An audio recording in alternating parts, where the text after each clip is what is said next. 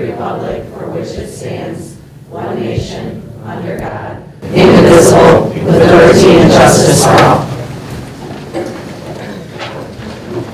Sandy, if you could please read our mission and vision statement and take roll. Sure. Our mission statement is at Richmond Community Schools, we provide a quality education that empowers students to be successful in a global community. And our vision statement is to foster a culture of academic excellence, creativity, character, ensuring that all students are prepared for success in an ever-changing world. And I'll do roll call.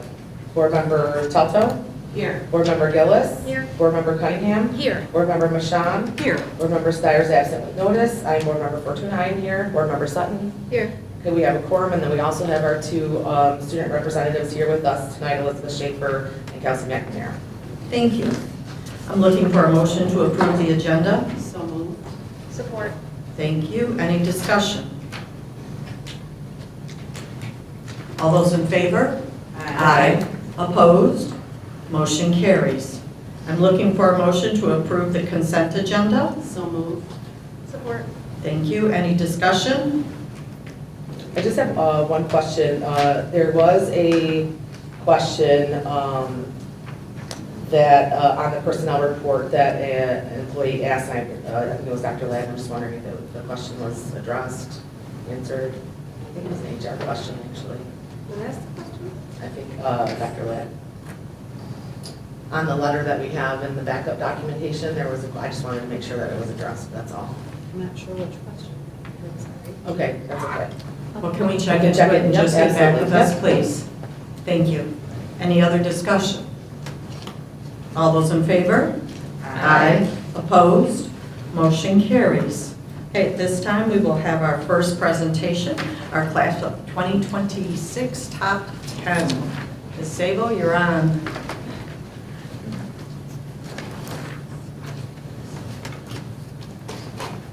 Okay, thank you for joining us this evening. I don't know how, did you guys want to, Do we go up there, line up? I was going to say, I think that's how we usually then. Yep. The model.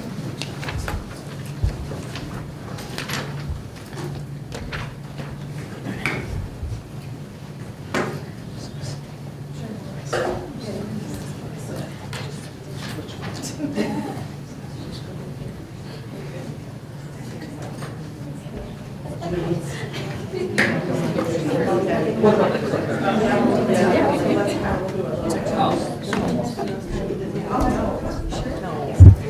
Thank you for joining us this evening.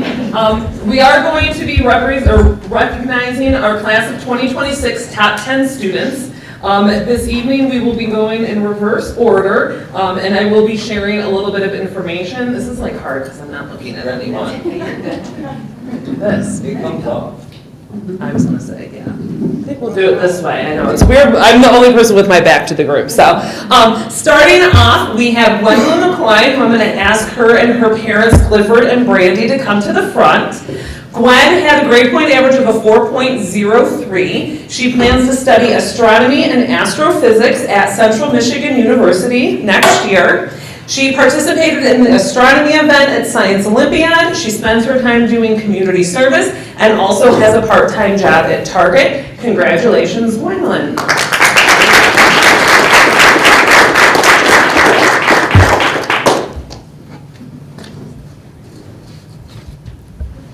I don't know, do you want to shake? That was on this side, which?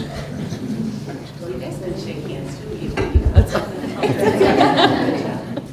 Let's just get you ready for graduation. Yes.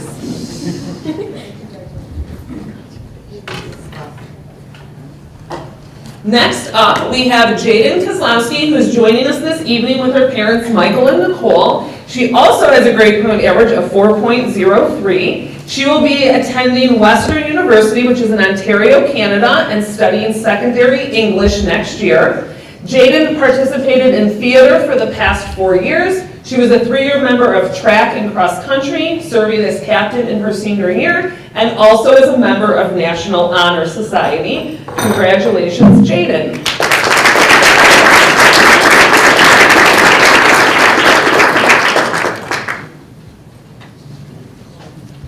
That's all right.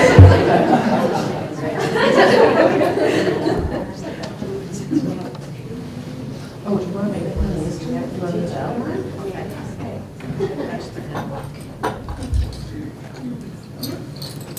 Sorry, we're ad-libbing as we go here. Just to set up. There we go. Okay. Next up, we have Audrina Nader with her parents, John and Julie Nader. Audrina had a grade point average of 4.034. Yeah, you guys all come on up. Audrina plans to attend Macomb Community College and study elementary education. She was a 4-year member of the basketball team, a 2-year member of the varsity softball team. She was on the varsity softball 2005 state championship team. She also was on the golf team for the past 2 years. She's in SAD, Students Against Destructive Decisions, National Honor Society, and Green Club. Congratulations, Audrina.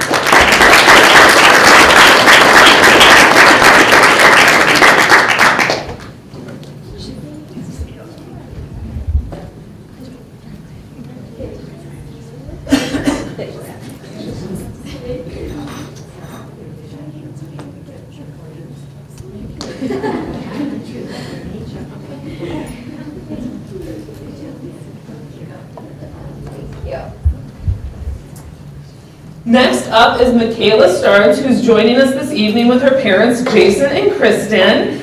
She had a grade point average of 4.05 and plans to study nursing at Macomb Community College.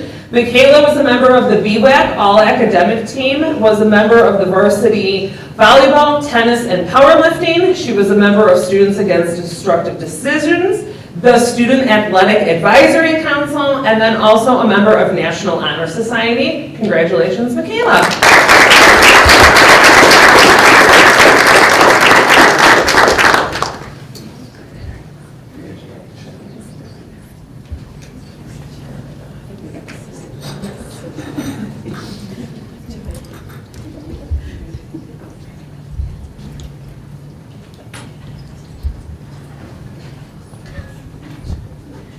Next up is Grace Minkowski, and she is joining us this evening with her parents, John and Amy Minkowski. She had a grade point average of 4.088 and plans to study human biology at Michigan State University next year.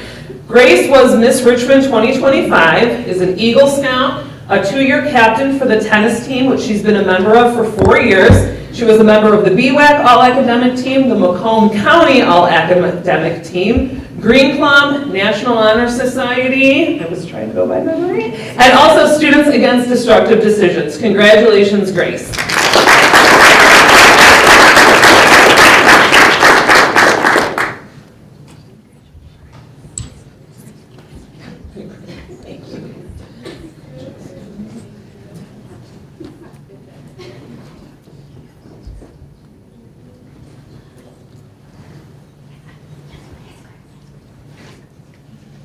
Next up is Taylor Toit and her parents Jim and Shelley Toit. Taylor had a grade point average of 4.098 and is undecided but attending Macomb Community College.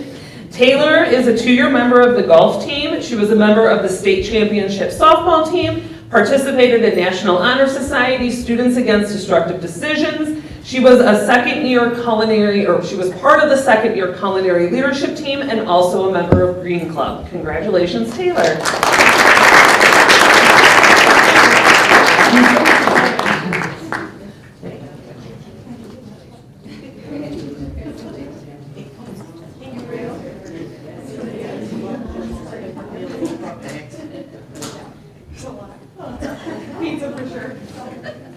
Next up is Peyton Capozzo and her parents, Scott and Jessica. Peyton had a 4.11 grade point average and is attending Oakland Community College next year, where she's undecided but is going to play softball in college. She was a member of National Honor Society, the Green Club, the Student Athletic Advisory Council, and also the Students Against Destructive Decisions. She was a member of the golf team, volleyball, softball, and also powerlifting. Congratulations, Peyton.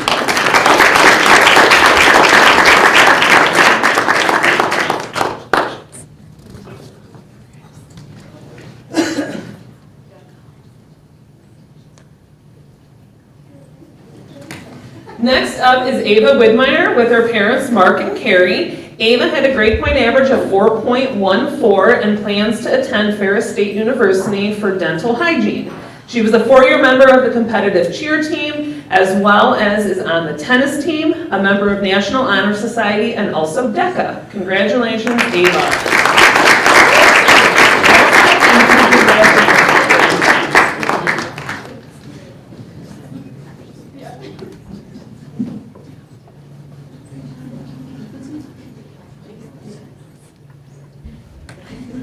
Next, we have Alexis Cisco, who's joining us this evening with her parents, Paul and Aaron. Alexis had a grade point average of 4.163, will be attending the University of Michigan to study elementary education. Alexis was a member of the BWAC All Academic Team, is a competitive dancer, and also a member of Honors Chorale. She's part of Green Club, National Honor Society, Student Government, and also is a member of We the People. Congratulations, Alexis.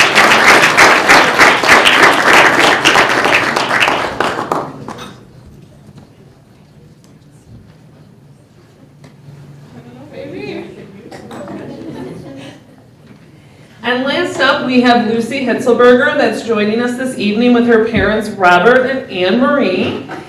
Lucy had a grade point average of 4.167 and plans to study nursing at Oakland University. Lucy was president of National Honor Society, a member of the tennis team, student government, and also Students Against Destructive Decisions. Congratulations, Lucy.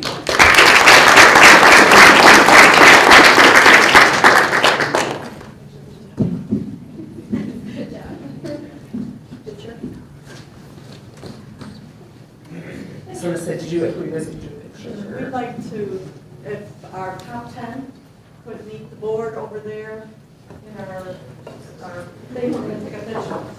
Please.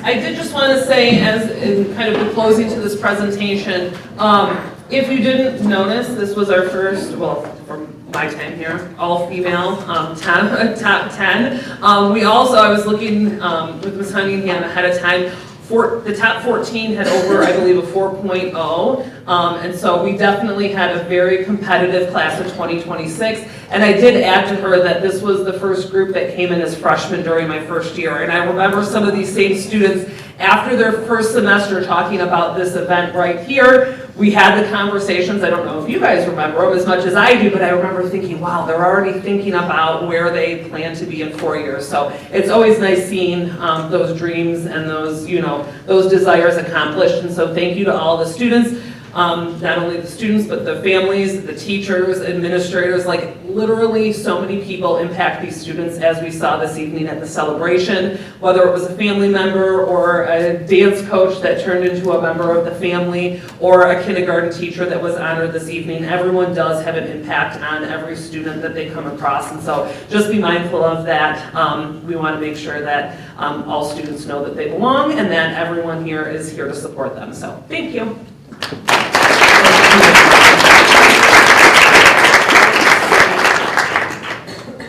And power to the women.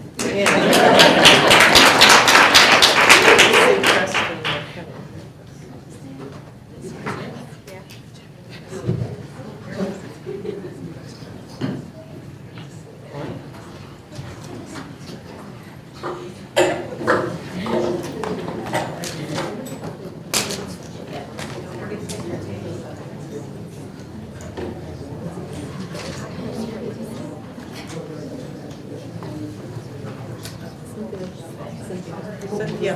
You didn't hear from Preston about the did you?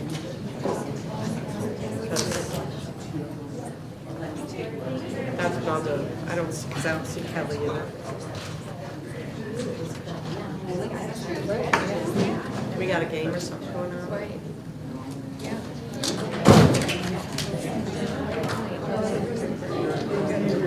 Okay, the next item on our agenda was the proposed overnight extended trip request for Frankenmuth. I'll make a motion to table that item to our next board meeting on May 26th.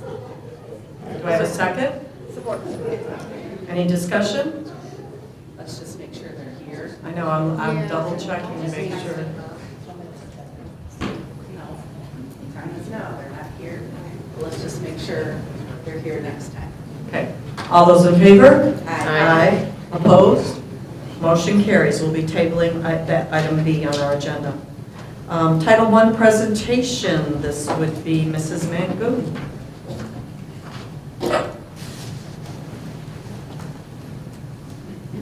should be a clicker up there hiding for you.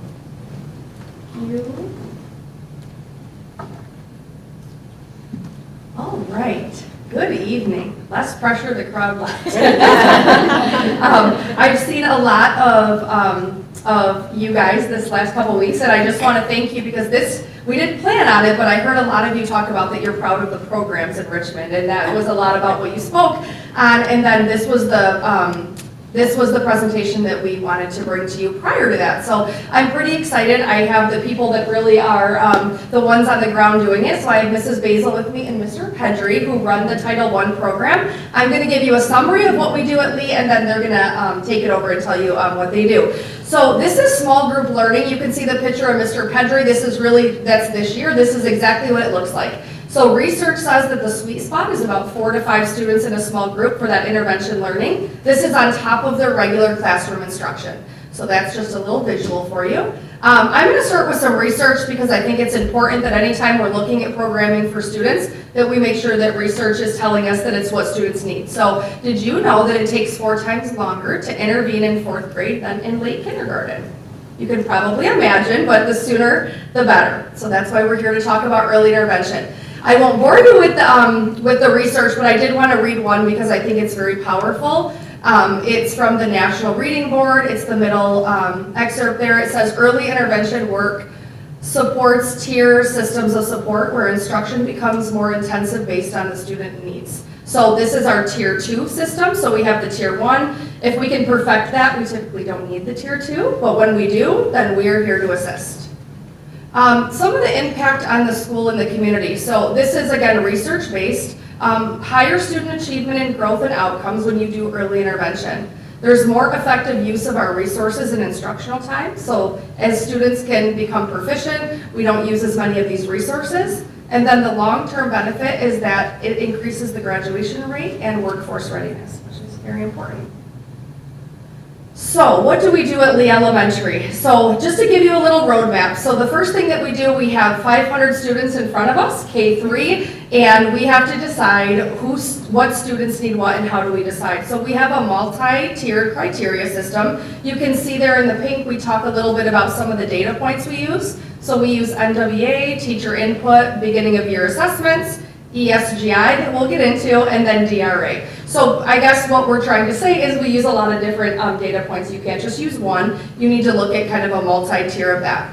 And then after that, we decide what students are going to be pushed in models. So these folks behind me go into the classroom, kindergarten and 1st grade, for 1 hour every single day, Monday through Thursday, and they do push-in instruction. So as you can imagine, if they're having a hard time with their tier 1 instruction and what the teacher's doing, they're in the back of the room giving them that extra push, that extra support, and that extra time, which is huge. Because again, we're trying to make sure that they are not falling through the cracks. So that is what our push-in model looks like. And then we do a full pull-out model. So you will see after that 1 hour is done, you will see Mrs. Basil and Mr. Pedri in the hallway. They pull out students out of every classroom based on the criteria, and they take them to the intervention room where they're working on the skills that they need. So again, this is like scaffolding. So as you know, if a student's struggling with multiplication, then we need to scaffold back and make sure that they know repeated addition. If they're struggling with long division, they probably need some help with some subtraction and also multiplication. So we're constantly trying to be the surgeons, and we're trying to dig deep and see what they need to help their success and proficiency.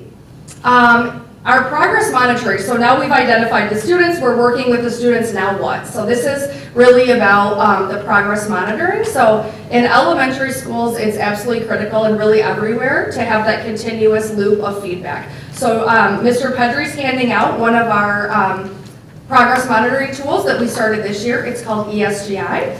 You're going to notice that if you're a parent, if you can kind of think about being a parent and receiving this, because they do receive it, it's very easy to read, and it's very easy for parents to support their child in that sense, because on the left-hand side, it's going to show you all of the phonics that they worked on in the math skills, and on the right, it tells you exactly what they need. So there's kind of, no confusion there, so everybody can be a part of that.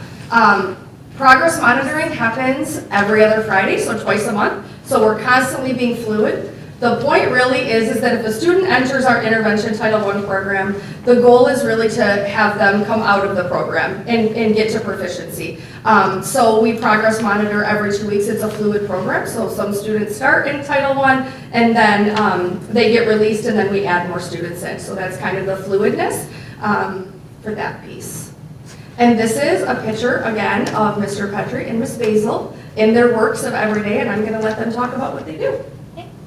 I hope you don't mind. I prepared a letter for you. It's just an overview I want to read for you. So just good evening, board members, administrators, and all the members of the Richmond Schools community. My name is Jennifer Basil, and I'm the Title I teacher at the elementary. Mr. Pedri is our Title I intervention specialist, and together we make that team at lead. To begin, I want to thank you for the opportunity to be a part of the Richmond Schools. To me, it's a gift, honestly. For many years, I taught in a general education classroom, and now I get to teach Title I, and I get to see it through a different lens. And it's, honestly, you think after 30 years of teaching, you could have done and seen all you can, and really it's now that I'm really seeing and getting to know kids at a different level. Title I plays a critical role in improving student achievement in both reading and mathematics. The foundational skills are essential for success in every subject area and for future opportunities that lie beyond the classroom. Through targeted support, our small goal instruction, our ESGI, progress monitoring, and individualized learning strategies, Title I helps close learning gaps and ensures students have access to the tools they need to succeed.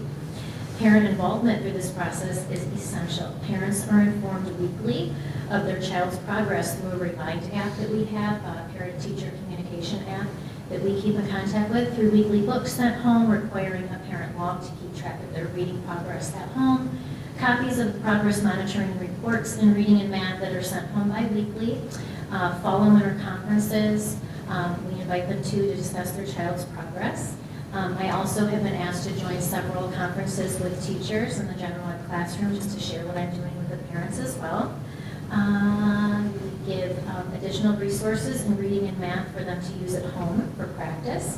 We also give a monthly newsletter outlining the month's events and the family events we do. We just did a family game night in March for our Title I students and our EL students.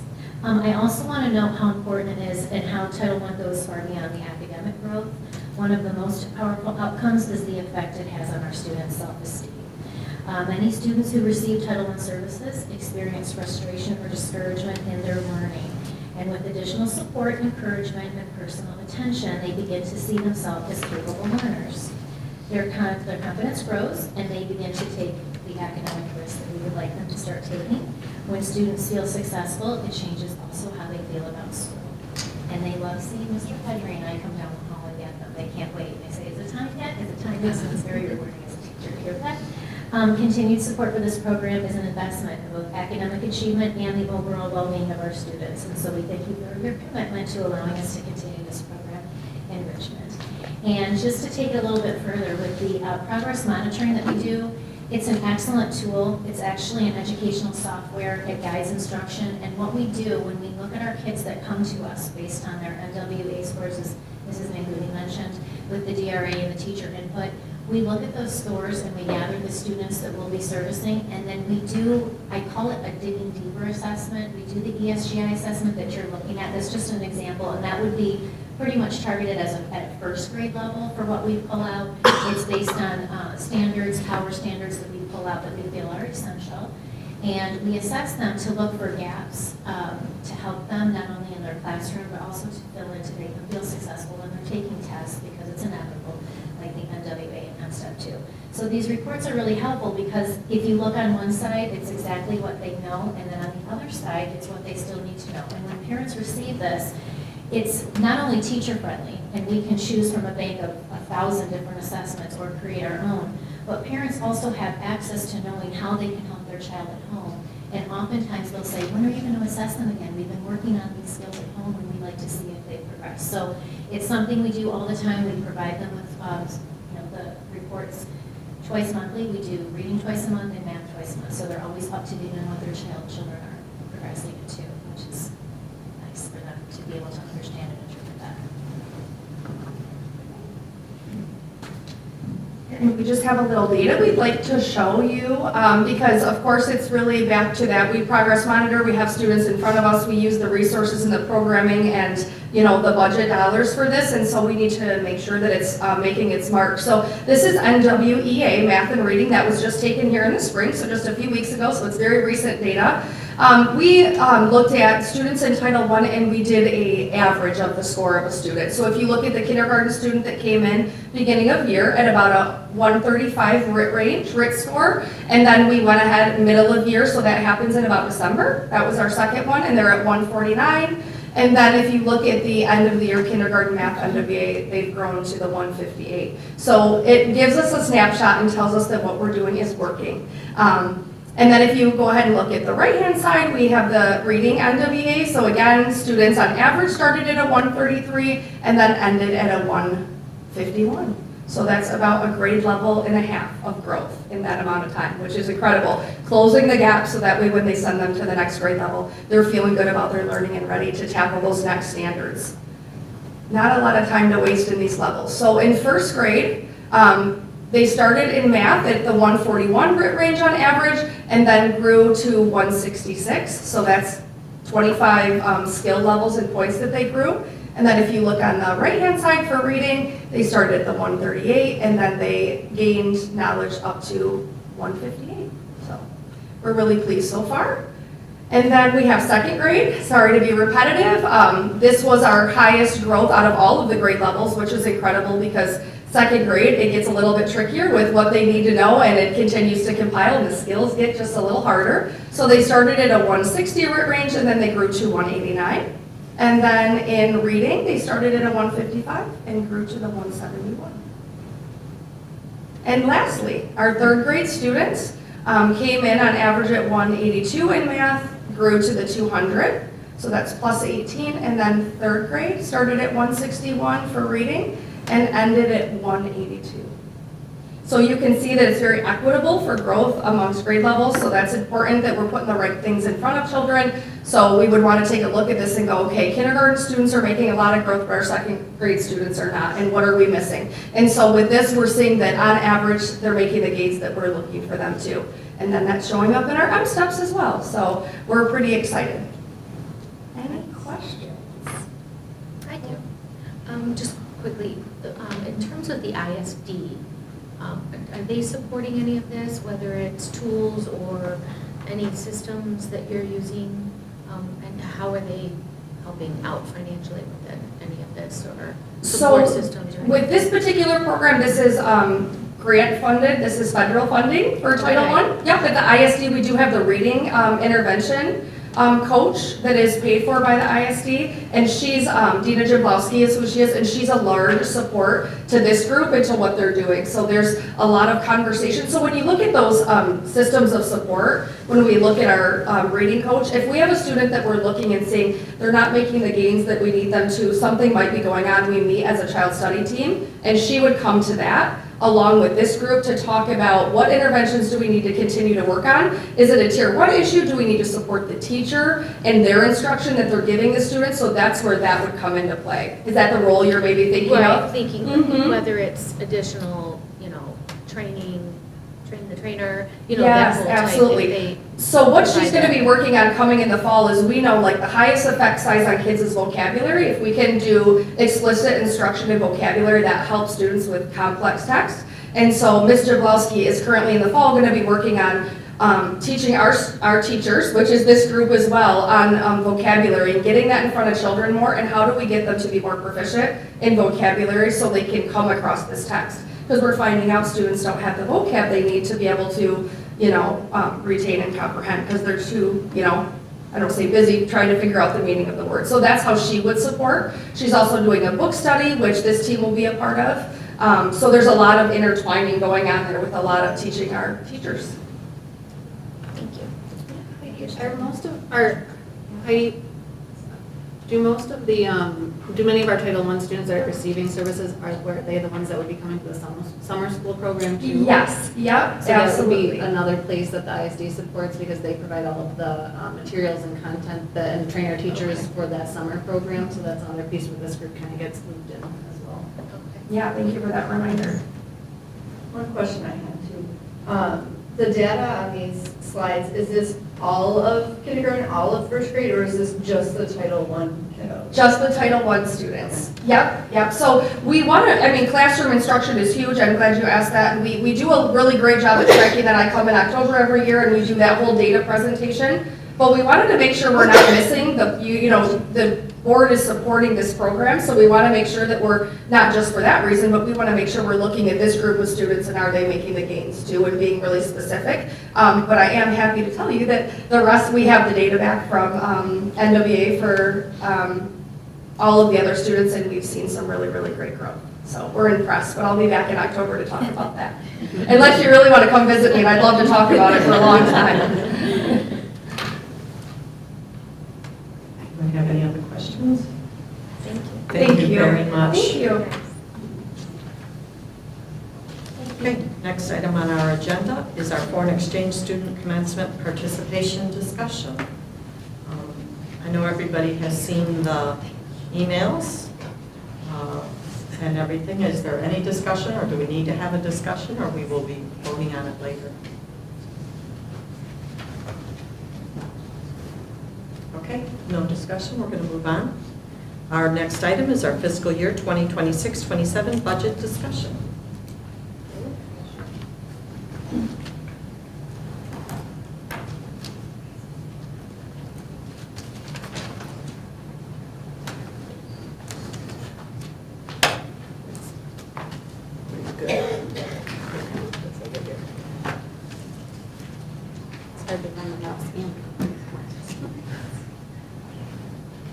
Okay, so this sheet is just going to be a review of the last couple meetings. So we haven't added anything to this one, but just to kind of keep it in our forefront as we continue today's conversation with a couple of new pieces of information. So again, keeping in mind, we do have those projected proposals for the House and Senate, which as far as the per pupil allowance is the same as the governor's proposal. So just as a reminder, we do see that, but kind of keeping an eye on, scroll down, that bottom line as far as where we would be as a district, even with those increases, we would still be in the red if we didn't make some additional changes and make some additional decisions. And again, keeping in mind these numbers that we see here, that 277 under, that was looking at if we took out all those different pieces that we've talked about the last few meetings. So again, that number does include those potential reductions or places where we could potentially cut if we chose to go that direction. So I'm going to, I've asked Ms. Shad to put together a couple of pie charts that kind of look at our overall budget and where different pieces are being spent, where we're spending the majority of our money each year, and as we prepare to go into this budget, so we can kind of, to me, I think it gives us a better idea of where we have more money, we have potentially more ability to cut in that area. Some things that we are already spending a very small percentage of our overall budget for the district on, as you can imagine, that would be a harder place to cut from if it's already a very small amount of money. So we're gonna look at some of those pieces to drill down into where the board would feel comfortable with focusing on cuts so we can finalize this budget. And I'm not sure if they came up in the same order as you have, so if you need me to switch to another one, just let me know. That's perfect. Okay. Just to let you know, our total expenditures, a lot of times people ask, why do we always look at personnel?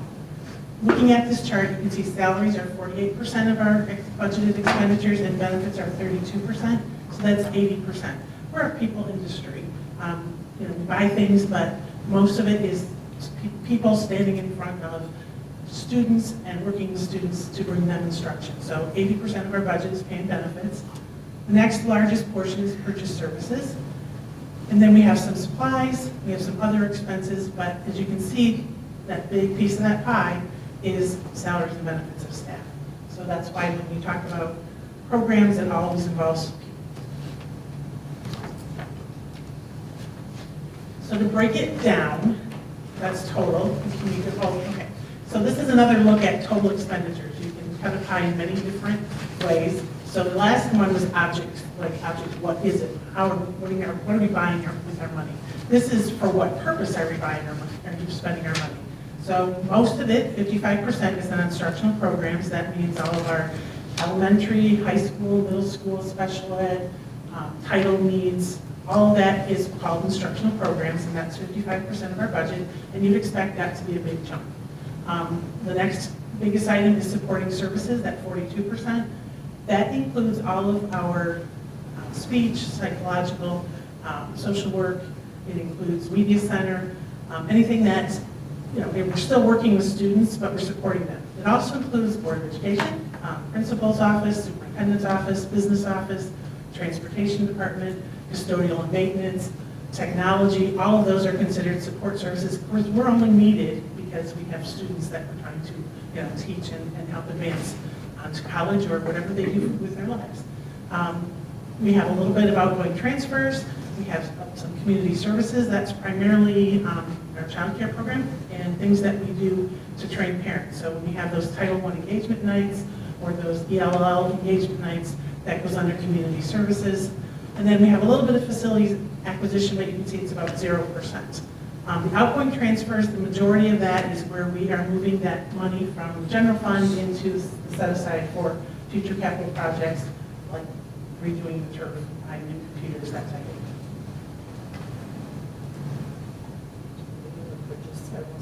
Yeah. So if you think back to that first slide and you saw purchase services, this is how we break down purchase services. So the largest part of it is professional and technical services. And there's a lot under that umbrella. The largest chunks are our substitute teachers are under purchase services because we purchase their time through our EduStaff. Then we have contracted CTE teachers that we have the City of Richmond, the Richmond Lennox ambulance service, and then the AIS group we contract. We also have the TV and broadcasting. So we have all of those as CTE teachers. Any staff professional development where we pay for them to go to workshops or conferences or we bring a speaker in, all goes under those professional and technical. Our speech, right now we have a contract because we have a need to have more students, so we have a contracted service for a portion of our speech services and our psychological services. We have a bilingual program that we purchased through Macomb ISD, that's included in there.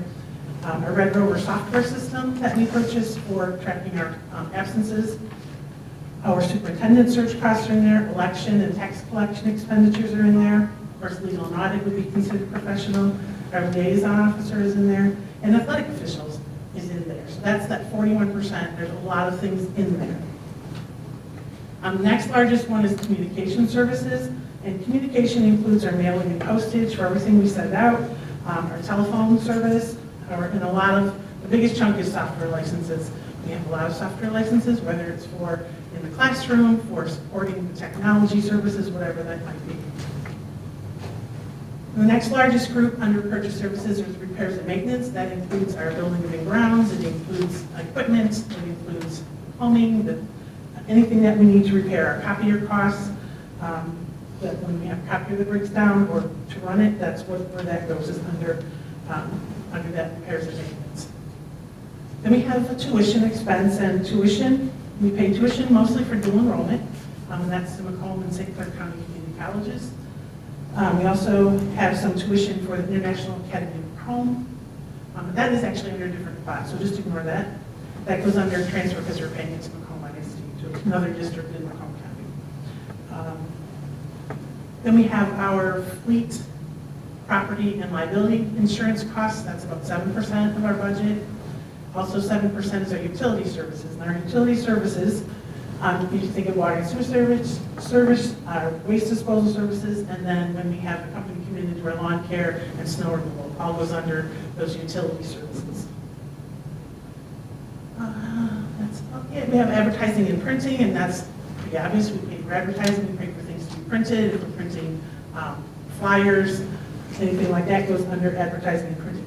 Those are all of our purchased services. So you can see there are some things in there we have discretion, and a lot of things we don't have a lot of discretion, even with that piece of the pie.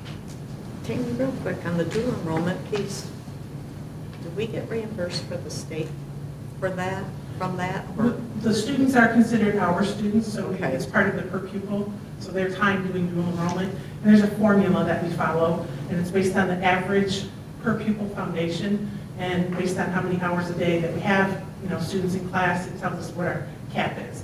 Thankfully, because our students are in the Macomb or St. Clair County attendance areas, the amount is, the tuition cost is lower than it could be if they were non-resident. So we're taking part of their 10,000, whatever, 50, 10,050. and it's going to the college, Yes. but it's a formula. It's a formula based on the state, everybody uses the same formula, so it's not something we can change. It's on the state website, and we fill in our information, and that tells us how much we can pay. And it covers, like if you take one class, if you take two classes, so that, the amount doubles if you're taking two classes. And we don't always hit the maximum, but the maximum includes the tuition and fees and any books. So as long as we're staying under those maximums, we're doing what our part is to make sure those kids have those college credits. Thank you. So when they say free college for everyone, that's not, it's taking our per pupil. That's a Yes. big thing for people to know. That's Yes. huge. So we do pay a tuition, we get a bill twice a year, one for the winter, or fall semester, one for the winter semester, and we get it from the two colleges, the community colleges. And then the kids also have the early college and home option, that we pay the tuition to that as well. Tammy, where does fuel cost come in? That's a supply. That's what I think, since you did say purchase services. Are Is that where we're there going more next? questions on purchase services? Then we'll move on to supplies. Supplies are kind of, you can see a lot of pieces of the pie are very similar in size. We have our teaching supplies, which is anything that the students have their hands on in the classroom. It can be a pencil, it can be a calculator, it can be paper, whatever it is they need in the classroom. And you guys have been doing a lot there to provide those things for the students. It also includes textbooks, so when we have a textbook purchase, it's a book, it goes under supplies. The next largest group is 27% of is energy supplies, and that includes our gas to heat the buildings, or electricity to run our lights, as well as like the fuel to put in our buses. Then we have transportation supplies, and that's a lot of things they use in the shop, like the repair parts, shop supplies. That's the biggest part of transportation supplies. Other supplies includes custodial supplies, paper, cleaning products, all of that they need for the custodial services. It includes some GSRP supplies go there because they're not necessarily things that students use in the classroom for instruction, but there are other supplies that we need. So if we're buying something to put on the playground, it can go under those other supplies. And then when we're printing our bond information and we get flyers, some of that goes under supplies as well. I couldn't start doing numbers. Okay. Where did you say fuel, was it energy or transportation? Did you say? Energy supplies. That's what I thought. I wrote it in the wrong spot. Thank you. Any other questions on supplies? Again, you see a lot of pieces of the pie, and the idea for presenting this is to understand where we have room to make cuts. So when you look at energy supplies, we don't have a lot of options there. We have to heat the buildings, we have to light the buildings, we have to have fuel in our buses. when we're looking at energy costs, we can say we can dial the thermostat down. In the winter months, we can put it up to run the air conditioning, but it also depends on what the temperatures are doing outside. So inside, we can set it to a certain temperature, but if it's, our last, January was really cold. It takes a lot of energy to get those buildings up to a comfortable level. And then we have athletic supplies in there as well. And that includes their uniforms, includes the basketballs, the baseballs, tennis balls, whatever they need to run the athletics. And we do have a little bit for the library books, we talked about that. And again, trying to figure out what is discretionary that we can look at to reduce. It's just a lot of those pieces of the pie, those wedges they're not real big when you look at the big picture, and they're bigger on here, but again, some of them still are very much a little bit out of our range. And then we have some other purchases. The biggest part of that, 81%, is what we set aside for our money for future projects. So we have the non-bond capital projects transferred from the general fund in there. Then we have some payments to other districts, and this is where the International Academy of Home payment is in that 8% on this chart. Then we have taxes abated, so if someone pays taxes and then we find out that, oh, that should have been a residence, and so that we have to pay that money back, it goes under taxes abated. Athletic tournament fees go under there at 2%. Dues and fees, that's kind of discretionary to what we pay dues and fees to, but we have to have some dues and fees as well. And then there's miscellaneous items in that as well, but not a big chunk of money. Any question on that? You said I'm sorry. You said what's the one, the program down there? International Sorry, thank Academy you. of Home. Comes out of here, right? Yes, that's that 8% in the gray on that. So if we don't have any students in our district going, that doesn't go out. Correct. In some years, we've had 2 or 3, some years we have 1, so it just varies, who gets accepted in the program, how many spots they have in our district. Okay, so then my question is in line with that too. Remind me, Billy, we're under contract with them, right? With International Academy. With the ISD for letting our students go there, right? Isn't there an agreement, right?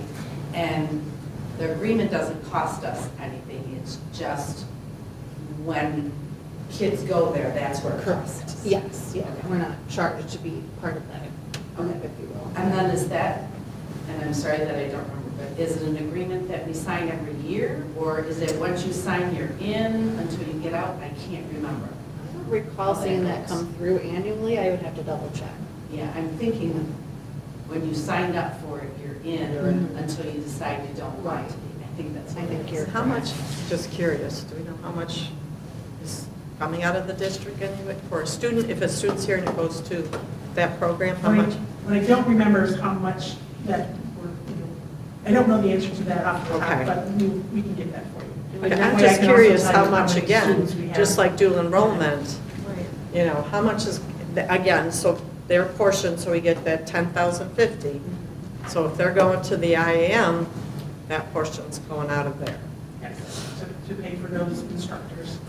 We're paying for the teachers. Right. Is what that money that's. I'm going just to the people that curious, are teaching there. I'd be curious to know how much, Tammy, when you get a chance, and this is just more of a curiosity, how much are we paying out for dual enrollment? How much are we paying out for the IAM? Just a per pupil, Okay. And you want to know about the college and home? please. I'm more curious than anything else as far as, how much are we losing out of our, Well, and not only that, but as a parent who just enrolled my daughter into the early college just 2 weeks ago, I mean, is there something I could do to apply from them so we could get more reimbursement somehow, some way? A grant that I could do as a parent that would supplement back to her pupil here, or, I mean. Yeah, I haven't because I heard feel of bad now. anything, they bill us based on, the total cost to run those programs, or if it's a tuition, And it's like the the contract colleges, we it's entered a with tuition. them. Yeah. To do the dual. I remember seeing on the line item, it was a few $1,000s. It's a big chunk, and again, it Yeah. depends, it's based on how many students go, and in the case of the early college, how many classes they take. and the dual. Right. How many classes they But would we really want to cut dual enrollment? No, I'm No. not asking No, that. I'm not asking to cut it. I I'm feel like that would be curious. bad. No, I'm just Okay. curious on the numbers. Okay. I feel When like we that would be talk the terrible. budget, that Right, comes yeah. out of, what we get out of the state. Well, I guess. That really, like, kind of just, It can be a large number. exactly. Let's say, Right. so let's say we have a student who goes what class at the college? How much is going out versus what is staying for us for the other, 4 classes they have here? Or if there is something that the parents can apply for also. I'm just curious. Where I was coming from on the IAF is, it's not a steady number all the time. No. So what is it gonna cost us next year? What students have been accepted? That's where I'm coming from, on how many, and that's why I asked, I'm pretty sure you just, when you said, and we've been part of this for many years. I think once you signed in, you're in until you don't. But we're paying for the teachers, so our kids go. So I just want to know, next year, how much is it Do we gonna know be? that If it's yet? nothing, Do we know how then you're looking at that. Right. point. Yeah. That's where I was New coming students. And I, not cut. okay, because I was getting No. a little nervous. No, Yeah, I not don't want cutting. that. That wasn't my. I guess for me, the hard part about this format is not having numbers attached to it. It's hard if we're looking at things to cut. Seeing this in a silo by itself with nothing supporting it, I can't say cut from this pie or that piece of the pie because there's nothing attached to it. And it really wasn't to make you make that decision Okay. tonight. It was more just to inform you that, we have options, but we don't have, not everything is an option. And, Yeah. like dual enrollment, I don't think Yeah. that's really an No. option. Right. When you look at International No. Academy of Home, probably not an option. But So my it's point was not that just. it's not It an might option. be, But if It we is- don't have anybody, If there's nobody, then whatever Is whatever that money piece. is. It's not can going be out. used- Yes, Yeah. it could be used. Yeah, somewhere. so- That's where my yeah. question was coming from. Yes. Right, it's not, we're part of it until we Yeah. ever decide that we We don't don't wanna want to do be, it. but we're part of it. I'm just saying, what's it gonna cost us next year? We've got this. what is And it does fluctuate, some years it's a $60,000 number, and some years it's a $30,000 number, and it depends. And the same with dual enrollment, sometimes it's $250,000, sometimes it's $170,000. So when you budget every year, do you want to, it's hard to plan the budget and let that number keep fluctuating, so you kind of put in, this is kind of where we've been in that ballpark, knowing it could go up or down. Because if you put in $150,000 and then it's $200,000, and then you're looking at, oops, we have $50,000 that we're short in this budget line, how do we handle that? Yeah. And so maybe if the average of the last several years is how we've been doing it, looking at what the average has been rather than, this year or that year, because we do have some dips and we have some highs. It's just trying to find what is most reasonable. right. When do you know, when do they? That's what I was gonna apply? ask. International Academy, we found out, I know which students have been approved for this year. A month or so ago, I believe it was 2 additional, I don't know. Okay, so now we know how much that's so gonna cost cost us. us. Right. Well, will we, or does that figure increase? Well, it Well, will change based on the, If we can Per get a pupil. ballpark, we based on what we paid this year Okay. for per student, Right, but it'll change based on contracts. Maybe what the per pupil, Yeah. but if there's 2 students, then it's a better. We gotta number put than some money thinking there. it's this, that we're spending it, when Yeah. actually, we may not be spending this. That's just where I was coming I think for me, the scary part is that we're getting close to needing to make some decisions, and I still don't feel, like maybe the budget presentation isn't done today, so maybe we're still getting there, but I still feel like I'm lacking So I guess areas that we can cut and what that looks like, and I know we've been asking every meeting, but I still feel like I'm missing that. It can be a long discussion, so my question to you is this something we should be meeting to have a night of discussion on, or is this something, we want to continue with this format and just present as much as we can to you? That's always my I question. feel like for me, the questions we've already from. I asked think haven't we've been been asking for answered. months. Yeah. We're not getting the answers I've to those gotten questions. no answers to my questions yet. No. And they're- I feel they're- like that's- And the same information that Billy started with tonight is what we've seen for months. Yeah. So That's yes, because I think. the reason you keep seeing it is because when we're meeting with the principals and talking with them about what areas they feel they, would be the least painless. But I think it's more of But a, I- for me, it's a description of what that is. And I keep Yeah. asking, what does this person do? What does this position do? What would we be losing if we condense social workers? And I'm just not getting that substance. Correct, we're not getting it. And what you're talking about, you're meeting with administrators, yep, that's what you're doing, but what are those conversations? Because those conversations can impact a lot of things up there. So yes, whether it's, we're getting to the point now, I mean, it's May 11th, and we probably should have been having the meetings you're talking about 2 months ago. So it's got to happen at these meetings, and we've asked for months, specific stuff, and we're not getting it. I've got a couple of questions, and I'll just email them to Billy for the next time whenever you do it, but there's got to be more detail. If you're getting conversations with administrators, what are those conversations? What are they talking about, and how does it affect a social worker, anything in there? Are those conversations done? I mean, these things that we're adding each time are the outcomes of those conversations. So as far as, if I go back here, again, this was just a pulling back up from last time because we didn't change for this particular meeting. So again, there were the pieces that we started with in March. We added things on the 13th, we added things on the 27th. So there's different dates as far as when we continue to have those conversations. So when we look at, I guess. Do you want to just go through them now and get the questions, or does that make sense? I mean, You've already asked the questions. I would rather have, the questions I've already asked specifically for me, I think a couple of meetings now, but the security resource officer. She's got that for you. I am still hoping for something to come that says exactly what his hours are, or her, whatever, what they do, what we're projecting, like what we're proposing to cut, what that would limit, how much time in each building, what that looks like, what their responsibilities are, an actual breakdown of the position, what it looks like now, and what we are proposing if we're going to cut it, and what that actually looks like in real time for next year. Her building and responsibilities. The social worker, if we're recommending cutting one, what are they doing now? How are we condensing? And who's picking up that slack? Are we missing anything? Does it overload the other social workers? Like, in reality, what does it look like? And then I think one of the other recommendations at the last meeting were ideas was not backfilling to teachers that are retiring. But then I'm saying, we just went to the community for a bond saying we have increased enrollment, we're cutting 2 teachers and we're not replacing them. That doesn't make sense to me. If our enrollment is going up, so much so we needed this bond, then we shouldn't be cutting teachers and not replacing them. So I don't think that's a sustainable idea.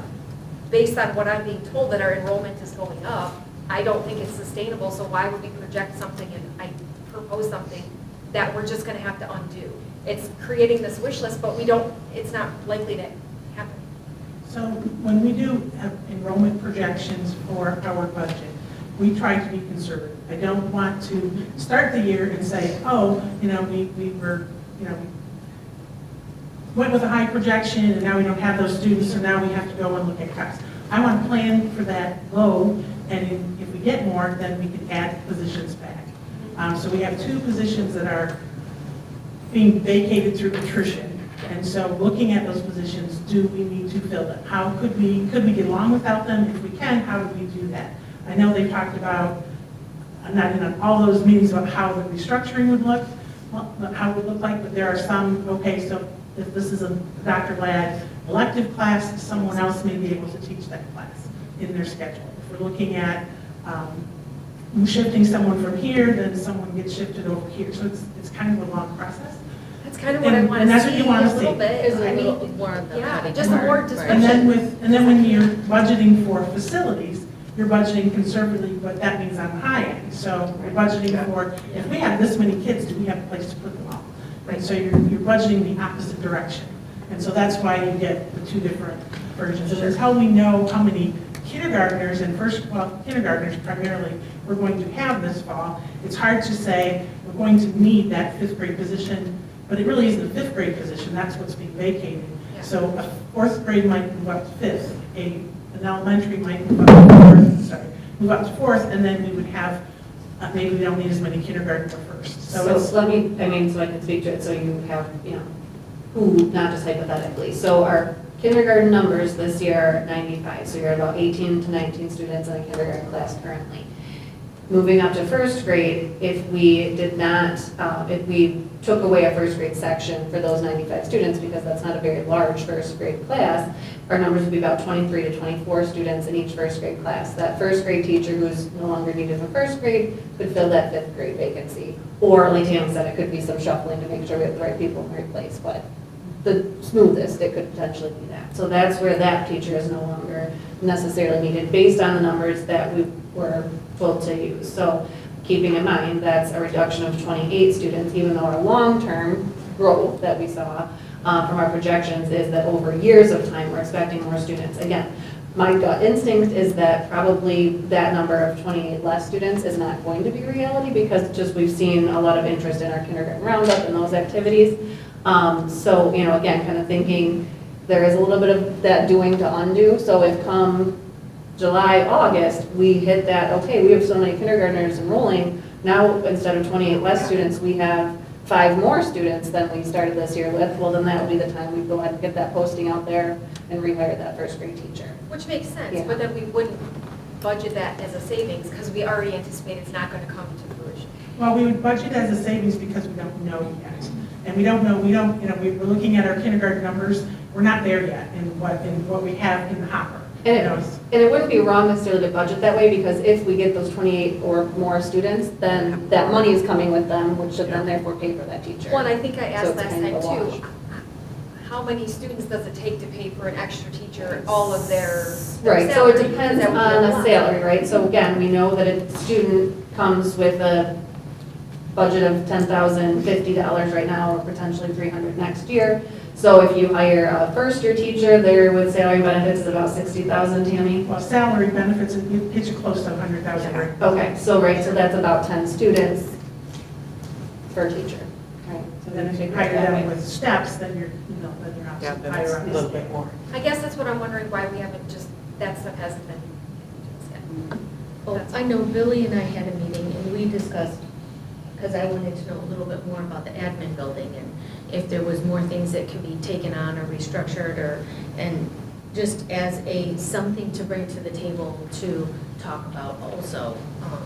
And I don't know if that was in the plan at all for, I mean, if we're looking for savings So that- somewhere, how are we doing? So I that guess was my that question is, how much are we looking for? non-building. That's my question. That's our question How much are you too. looking for? Oh, Yeah, Right here. You know, looking so, for like $600,000. so what do you, It's a lot. right now, our budget is in the red, 282,000. Right now, current 275,000 is what we're in the red for after our first budget amendment in December. We know that we're going to increase that by 225,000 roughly. That's the 27L expenditures we have to add to the budget. There's also, we lost 31AA revenue. We still have 31AA expenditures in our current budget. So it's a matter of how much the net is. You know, how much are we not covering that we're expending? We have some carryover in 31AA from last year, so it's not like we're out of the water, that we get nothing. We have some revenue, but it's a matter of how much more we're spending than we're getting revenue. So that's another adjustment we will have. And there's just other adjustments that come along. You know, our winter was cold, so we know we have to increase our budget for some of the utilities. And the price of diesel fuel and gas have gone up for our buses, so that's another line where we will have to increase. So we're working on those changes now. We know those are all coming. You know, so right now, you know, we're probably in the red closer to 400,000 than, probably more than 400,000.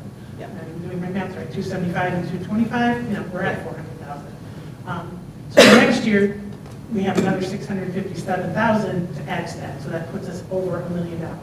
Right. So, What I'm we looking want- for, I don't want to cut you off, but I guess what I'm looking for is, sure, yeah, I don't know that we're ready, we're not even close to being ready to having the conversation in regards to who does what and what. These are great because it gives you an idea of how much of, you know, what is what and everything, but I also agree, I think Sarah said it, we need numbers attached, like, I need line items and numbers attached so that we can say, okay, yeah, maybe this can go, and then we can discuss if it's got, you know what I mean, like, I think that's what that's what we have to have. That's what we're working on, is giving you the Okay. numbers that the administrative team Okay. have worked on. You know, when they say, if we don't replace this position, how much will that save us? That's on the sheet. If we don't replace, I understand that. So- I understand what you're saying, yes, I get that, but what I'm saying is like, okay, if we don't replace that, but that's the only number I'm seeing, because that's the only number that I'm getting, rather than every other thing that goes with it. Like for an example, we're only getting 2 things on the 31 AA, right? We're only discussing 2 things. What is entailed with it? Like, maybe there's something else entirely we would take from that, I guess, you know? I don't know, because I haven't seen it, is my problem. Does that make sense? Yes, and then to, I guess further, so like you said, going through the budget sheets line by line is what our team has been doing. So the principals Okay. bring the building budget, Tammy and I have the things that aren't building specific. So if that could have been my misunderstanding, I guess I thought that's what we were doing. I didn't realize that was something that was intended to be done. No, Or we're it's looked not, we're at. not doing it, you're doing it and showing it to us. No, it's not our job to do it. Right. but So when that you- is what we're no, we know doing. that. I'm just, Well, I don't What- think Billy what- did, because she just said she didn't understand. I said we are doing it, so I thought that you were asking, as Sandy just said, we need to see it line by line. So that was my clarification that I was asking. I think it's just Okay. hard for, at least me as a board member, you guys see this stuff every day. You guys see the line items, the numbers, you know what goes in each bucket or what comes out. And for us, we only see really what you guys are showing us, right? So you guys might know it in your head, and I think that's great. We don't. And so I think, for me at least, it would be helpful to see all the line items, see all the buckets, what's coming out of each one, and then what your recommendations are. But again, that practical application of what that looks like day to day on students, on staff, in the buildings, and how it impacts our building's function, whether it's cutting a program, cutting a position, who's taking over those responsibilities. I think for me, it would be very helpful to see what every line item is, what the recommendations are, and what the impact would be. That's exactly what I want. And Billy, let me just ask, I know we've had this conversation before when Brian was here. When there's, and if I say it wrong, tell me, but we've got staffing and they get paid out of general fund or they get paid out of grants, okay? And looking to make sure we're not double counting somebody or no, all of that. That's something that sticks in my head, the conversation the one time you, Brian, and I had. So where does it, and does that make that number go this Smaller way or or that way? Have we got all of that? So what you guys are working at is total true Numbers. splits. Here's where we're at.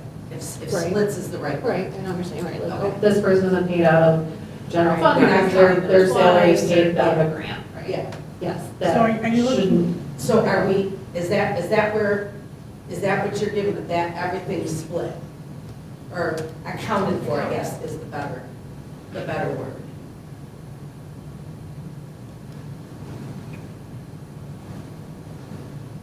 Tammy Breering here, would I point out like title funding, that kind of thing, I guess if well, that's the it's question. all in the projected revenues and expenditures, so I've not brought a sheet of this is how much we have in title, this is how much we have. My question is very simple in that, have the two of you work through and know that you've gone through everything and nobody's double counted or anything, all that's been done? Yes, Okay, all that has been done. that was, okay. Yes. So we have spreadsheets that have all of our staff listed. It has their salary, their benefits, you know, all of that on it so that I can add it, it adds it all up for us so I can look at and say, this teacher's name and, you know, this is how much it costs. This is your salary, this is the benefits, this is the total. That's what we've put on here for your high And school. what middle area it school comes positions. from, part of it could come from here, part of it could Yes, come and from. in these cases, this, you know, would be all out of the high school general budget and the middle school general budget. Maybe it's not the middle school general budget, maybe it's actually the elementary general budget, so, but it's that open position that started at the middle school. So we do that when we know what we're gonna have, we put it to the right place in the budget. Sometimes it's an estimate because we don't know, so we make our best guess. A lot of our budget is built on assumptions, so we make some assumptions as, okay, this is where it looks like this position is going to be empty and more likely an elementary position than a middle school, so we'll make that adjustment.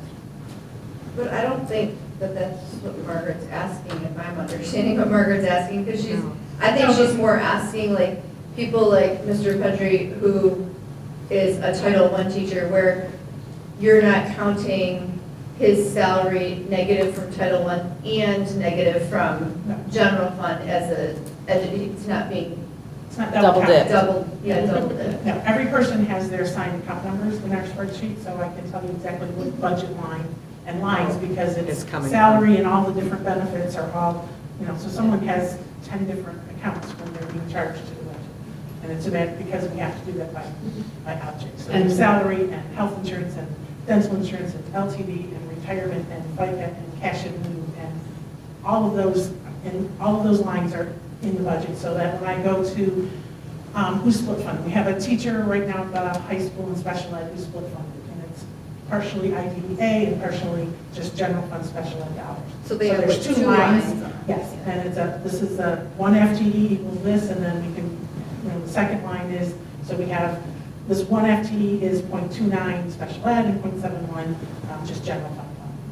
Okay. So that's all in there, and we do that every budget.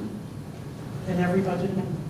And, and I'm thinking through that, overall though, if we're getting those title dollars, that's a projected revenue rate, and then paying the teacher would be the expense. So, of course, this particular sheet that we have in front of us isn't broken down, but that's a quick sense where it would be factored in. We know we're getting money from the government on these title budgets, and it's going out in the form of paying a teacher, so it's accounted for in a simple term there. But like Tammy said, there's definitely the way where you track it all the way back.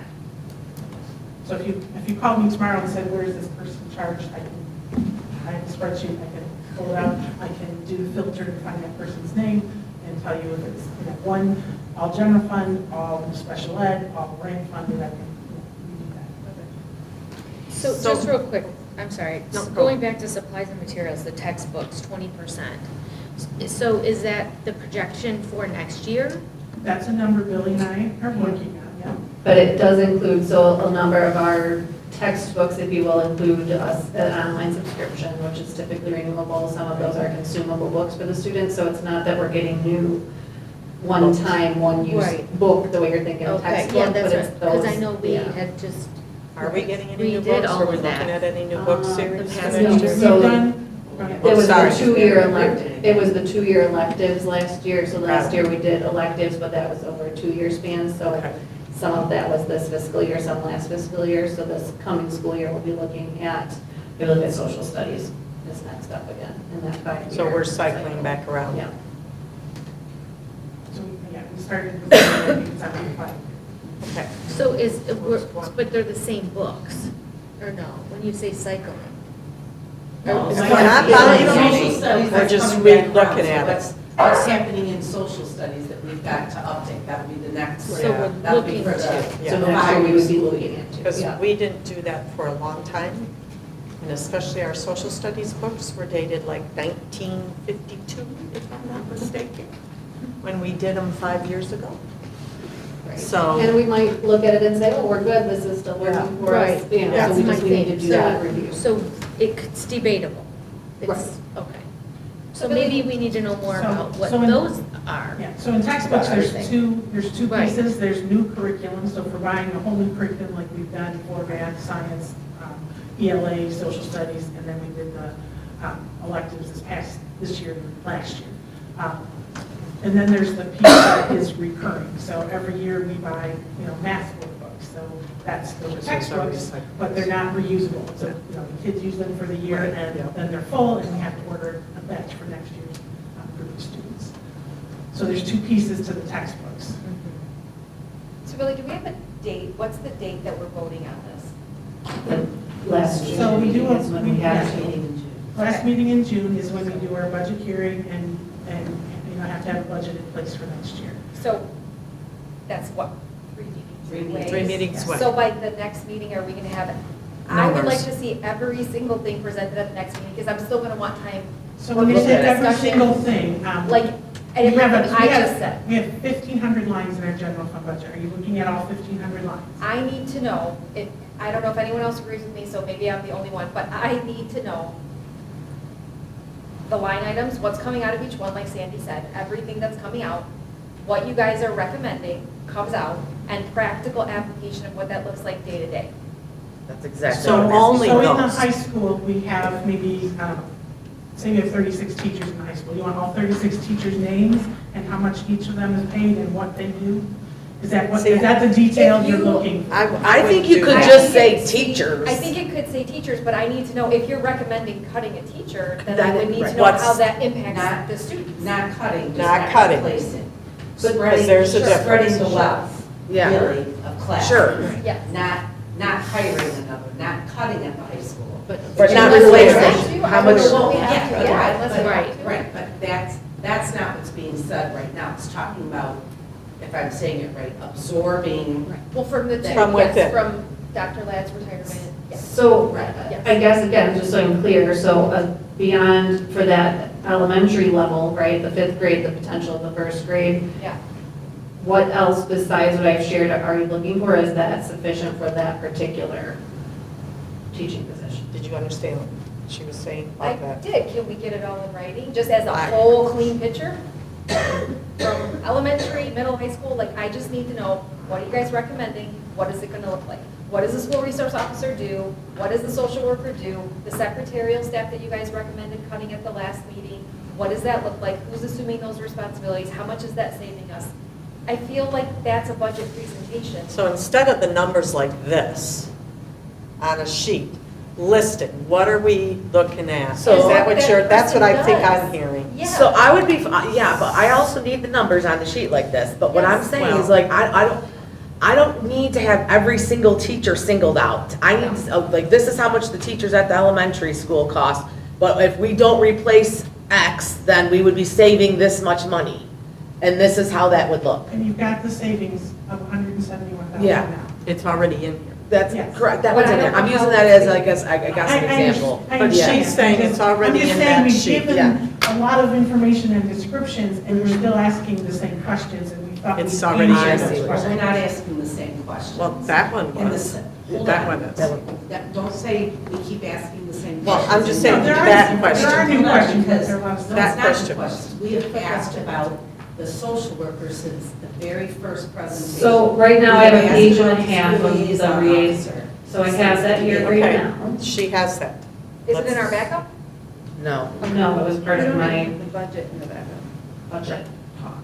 Okay, It'd be so nice. are we saying we may need some of that or would like to physically see I it? would need to see it. Of course. Yeah. Well, I'm just saying we're listening. Do we need to see? No, I need to see it. I don't need to see I'm a it. visual learner, I need I to know, see well, it. that's what I'm saying. Yes. Some of you might need to physically I see need to it. see it. But if I- it's not in the packet, we can't digest it. And I guess my Well, question, I mean, if we've I- always done it this way, why are we doing it differently? Because you have a different Because person we've in this never done it position, before. okay? It's not going to be the same, guys. So I'm going to tell you, Well, all but I'm we saying can is- ask what we But we need. will get you, I mean, We can get you what I want to get you need. you what you need, so you can make Yes. a good decision, comfortable. I want to and be good able to decision. vote at the end of June, and if I Yes. don't have the things I've been asking for, I won't be able to vote. And that doesn't get the district. I guess Well, I and then would we- like to and then see we'll be, more like, saving, we options. won't be I able know, to- and that's not Saving. what we want. We're better than We don't that. want And that's what We are better than trying that. to show. I mean, Better no matter than what we To do. stay, to not have a budget. To shut down. because we don't have money. Have a budget. But again, no matter what we do, I mean, it is to get that number, right, so where we are, I will be honest, I'm really not sure what to tell you that we can cut that will take that number to zero. I mean, so is that what we're looking at, is 'Cause that's what that they number wanna needs know. to be zero, or are we comfortable with saying, okay, we're gonna not have as much transferred out for non-capital bond projects, right? So I guess that truly, I mean, as I'm sitting here, I'm not sure how I could put anything together for you that would have this number at a zero and still I have don't us know that we ever operating. said anything about zero. So I do need to know what I'm Keep asking, going Give us for. the information and we're not getting it. Okay, but we've asked It's so about simple. two things. So, I mean, liaison officer is $20,000 is how much we pay now. Based on the conversations with the administrators, the high school feels very confident that they have their hall monitor staff that could cover the things like checking the doors and making sure that the students are behaving in the lunchroom and all of those things. The elementary and middle school utilized him more for a lot more of that learning, positive promotion, those pieces again. So I have the page and a half that they put together and shared that I could share with you today. But either way, that's $10,000, right? Or if we said, forget it, it's not worth it at all, that's $20,000. So that's all good and fine, but it's not a huge amount of money, no matter what. Every little bit counts. It sure does, and that's what I keep telling them too. Again, this is based on what their request is of how it operates in their building. Again, the social work piece, I mean, our social workers hold small groups. They are assigned a caseload of students who have been identified with those high-risk needs. We currently have 4. They all have a full caseload. None of them are going around just trying to find things to do. So if we cut one, then that means everyone else will have a bigger caseload. I mean, it's. How much are on their caseload right now? I would have to check, I'm not sure. Okay, that would be like a item that I would, if we're going to look to cut there, I would like to know what the caseload is and what would the increase be. And I think that can I question make a was asked request? and answered, but I don't remember the answer. Well, I'd like, okay, so I understand the visual. I would like to see this document that you have right here, Billy, on your screen. Mhm. I'd like to have that as a, That, okay, I mean, yeah, that one has been backed up since. has it been in there? Yeah, It's That in one's ours been in now? there since March, we've added. I want a paper copy though. And it's changed. Yeah, Well, it we've added has, because to we it. keep moving So it. is that it then? I mean, I feel like that's not a lot. What's There going isn't. on? The secretaries are the two What things about that the we talked secretary? about. So let's talk about that one. Was that one of the options? Yep, a non-building secretary, so again, part of that we talked about could go out for that CTE piece, so. That's Ms. right. Sabo had, so the pieces of the additional secretary, the athletics and then a CTE portion, she built that into her CTE budget for the new teacher that would be working the 1 hour a day on CTE leadership. Okay, so how much do we gain? Could I get a breakdown of all the secretarial staff in the district and what they all do? And like, what, if we cut, maybe we want to cut more than 1. Maybe we want to cut 2. I don't know. I think getting a breakdown of what all of their tasks are, and could we reallocate that? How many of the coaches, instructional coaches, do we need? We've been 2. getting by with 2, 2. but now are Right. we going to go back to 3? No, that was No. one We're of not. the things that. That's one of the, Originally, because one is now but now funded. we're talking about 2. 2. You- And we've talked about that. Do we Yeah. One's need- free. And okay. Yeah, one's free. 'cause Well, and I understand that, but if we had to go down to 1, and I know we don't want to, but we can't have this much, I'm not comfortable with that number coming I think out. that's an interesting. It's a luxury, an and I like interesting- it. well, Oh, I don't see it as a I wouldn't luxury call it a at all. luxury. I love having it, but It's not a the luxury. district could run without it, is all. Okay, Ah. well, I'm gonna argue that it's not. I'm gonna argue that piece That's too. fine. As an administrator in a district. We could function without it, yes or no? Okay, let me finish what that's. Go ahead. Yes. I We could, think but it's I'm an telling you it's interesting not question, really. and that is another breakdown of, we've been using 2. Yes. If we went down to 1, what would that look like? Yes. Quite frankly, I'm thinking it's not gonna look good, No. but show it to me. Or But show it to people could- that might think that we can make it with just, Or could the curriculum director position take on some of that mentoring? again, Could they fit it into their day? I mean, we're gonna have to make cuts, it's a reality. Yeah, I know. but I guess I was just hoping for more from you, our meeting, something more Like what are we presented, talking at the board office? Where we could, I know it's a That tough position conversation for really you. was more so on the secretarial side. and we Was were it? Looking at changing an administrative position. Okay, so not an administrative, just secretarial. Just the building and that office and if roles, I don't know. I mean, I know it's tough on you, I mean, as far as, sorry. are we talking administrative people in that office or secretarial? Well, just looking at what all they do. We have 3 different finance individuals. How? One strictly does all payroll and benefits. One of the Yes. pieces that I think we need to be aware of and stress, 10 years ago, we didn't have the paperwork that we are required to do now. by the state, the benefits, the whole packages. Am I right? Sure you did. Here. Not as much, Margaret, as we have now. All I'm What? saying, Not to the level we have now. Not to the level we have now. But the So you reality need is- that help. But the reality is, you have a business manager, you have a payroll and benefits, and you have accounts payable. That's it. receivable. Accounts payable, receivable, Okay. That's The- it. The reality is, you can't combine those three. No. That's my opinion. I That agree. is- That each one, the payroll and benefits Is huge, Accounts huge. payable and receivable is Huge. huge. And Business manager is huge. I mean, we shared a business manager for We years. did. We did different stuff, so I'm just saying, there's nothing wrong, but if that was your question, probably we all should have known that you were I was having that just meeting, getting a having feel that for question. that, in that And so building. if that is something, there isn't anything wrong with laying it all out and understanding, because if there are people sitting that don't understand, especially in the finance area, what their jobs are, then so be it, show it to us and realize that that is something that we need, in my opinion. You can't put anything else on those two jobs. You can't double them. That just, to me, it makes no sense. But again, if that's something that you're interested in, that whole office, there's nothing wrong with asking for it. What does everybody do? That's- What does it look like? right. Well, and I But think if you've got that question, you gotta ask it out loud, or you at least gotta let us all know that you asked that question. I assumed everybody else knew, and I didn't, I just had a meeting with her, and that's why I'm kind of bringing it up now, to see if she had thought of anything since thinking about it.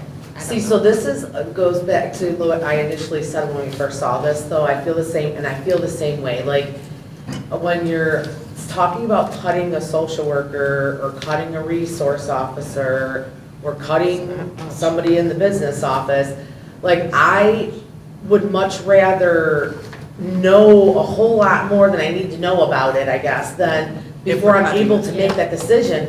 Because I maybe would be for cutting something else entirely over that person. Least impact on students. Yeah. That's the goal, right? And I think that's everybody's goal. Should be. Right. Yeah, and so that's And that's kind of what we've been trying to work on. Yeah, With the and least I- impact. perfect, okay. Yeah, I mean, that's. Have we, do you feel like, and I don't have the numbers on my head right now, but have we brought that number down as far as where we were? Than a month ago or a Than a month and a month half ago. ago. Some things, yes. A little bit. I But mean, not, we're not talking a big chunk. Yeah, we haven't looked at, I mean, obviously, as I explained, our biggest impact is salaries and benefits. Right, So, sure. you know, while we can cut supplies, we can cut Yeah, some purchase but it's- services, but the it's biggest not. impact to our budget is people. Yeah. And so where is, how do we protect the people? You know, do we have less custodians? For bus driving, we kind of have to go with what the needs Yeah. are to transport all the kids. So, you know, custodial position, but there's a downside to that too. Our buildings don't get cleaned. I would say there's a downside to everything. Sure there is. Downside to We everything, don't because have we're a lot not of fat doing to trim. anything we don't. No. think And we we're need gonna to. have to make some tough choices, and I Yeah. know That's a very- nobody wants to cut positions. It is. Nobody wants to cut programming. That The is- biggest portion of our pie is salary, and it's gonna have to come from somewhere, and one secretary here and one resource officer there is not gonna make that. It's not gonna cut It's it. not gonna close that gap, and I'm not saying I want to cut people or support, but we're gonna have to make some tough choices if we want that number to come Well, down. let me just. I agree, I'm just not gonna be able to, sorry, Margaret. I agree, but I'm just not gonna be able to make those decisions without the numbers and seeing Yes. how that's gonna impact kids. And I think it's gonna take some creative vision from Correct. you guys to say, okay, if we had one less instructional coach, what would that look like? If we had one social worker, what would that look like? And I know it seems like common sense, again, well, everyone would just take on more, but like Deb said, what are the numbers? How many Yeah. students? Is it reasonable? Because we don't want, I mean, the reality is, it's gonna hurt a little bit, we just want the least impacts possible, but I think we need the data and that stuff in front of us, so I can say, would I rather have one less secretary or one less social worker? Would I rather have one less instructional coach or something different? And there aren't Yes. any more grants we can apply for. There's nothing more we can get from the ISD, like What- for. Our revenue side is really not a lot we can do. Yeah. We get mostly per student from the state, and then we do get grants, and they're for a very specific purpose. So if you apply for a grant for a very specific purpose, chances are you're going to add someone to fulfill that purpose. So you don't really make room for funding, general education. You make room, you get a grant and it's to use for that purpose, so you're only covering those expenses. Well, let me just, back in the day, we would have somewhere in the April, May, June timeframe, just a plain old budget workshop. Right. Where we sat down, all the things that everybody's asking, it's all laid out like that. And we get from whether administrators came, what we got from them. And we had the conversation of breaking it up. That's all we talked about, a couple hour meeting, whatever it was. Maybe that's something. What we need. As opposed to, we have all this other business to take care of, which is all very important. I'm not saying it's not. But if we just spent a time strictly talking on budget between now and when we have to do it, it might settle a whole lot of stuff. Give them the ability to put some things together, tell us what administrators, and lay it all out. Because if they can, it's that whole thing of they can recommend and want us to do, but really, we're the ones that have to vote for it. They're going to do everything they can to get us to vote. But you know what I mean? But we may not agree with something here and there, but until you can actually have a really good conversation where that's all we talked about, it's just, we're just spinning around. So I know everyone's Can I ask a busy and all question that, too? but I'm just throwing that out. I think that's what When it Tammy comes- was suggesting. Was trying to Yeah, suggest. Just didn't use the word workshop. And just sit down and that's all we do. Yeah, When it yeah, comes Well, that to way we can salaries, have all of the data right there. right Yes, there versus I need a trying paper to make notes and And you- answer the and you questions. know that- Thinking we answered questions that. Correct. And Right. you know that all the data is there in front of us, so we're all talking And you about have the it same too. thing. And then you have it all in front of you too, so you can look it up and say, hey, so when it comes to salaries, it's not broken down into substitute teachers. And that, most of our substitutes are paid in a purchase service Yeah, because we purchase. hire them through a company called EduStaff. So And is we that, pay in where's, their oh, that's purchase the service. 11% only? Yes, yep, yes. Really? yep. It's So teaching. can we just Okay, agree can that we maybe agree to that's have something a- we'd like to do? Yes. Yes. Okay, so we're gonna To answer agree. her question, $243,000 is what we have budgeted for substitutes. And that's what we used last year? That's what we have budgeted for For this year. this I year. don't know what we used last year, I don't have that number with me, but I know in our That's budget this this year's. year, we're budgeting 243,000 for just substitutes in the classroom. And there's reasons for that number, because if you have someone out on, medical Maternity leave, leave, then maternity we leave. have a sub in that position. And a lot of times, we don't save money because the person who's out on leave has Also- saved up their paid leave Their- time. yep. So they're getting paid and we're hiring a sub. So Sub. it's not necessarily we're paying a sub, it's going to cost less. Yeah. The salaries are going down, that's not necessarily. It doesn't work that way. Well, I'm just saying maybe there's an area of where we could tighten ship there. And You that know- would be that's the whole point of doing the budget Yeah. workshop. And I would just suggest whatever anybody's thoughts are, that Give it, you give get, them and send an Billy. email to Billy or Tammy Right, or that's- both of them. Have that conversation. Write them That's down where so that they can everything's out in front of you. Get it out all together. In So our- let's put a timeline here. Okay. So if we, first off, if you have questions, my gut would be by the end of this week, we're on Monday, right? So by Friday, could you get your concerns to both of them? What do you want to see? What do you want, what areas, whatever you want to know. I want a hard copy or whatever. And then, Well, no, we're all getting a hard copy. well, yeah, Whatever. okay, Yeah, whatever we put together will be shared with everyone. okay, hard copy though. Hard copy. We're going to kill the copy machine or a tree. We're trying. We're trying not to, but we're going to.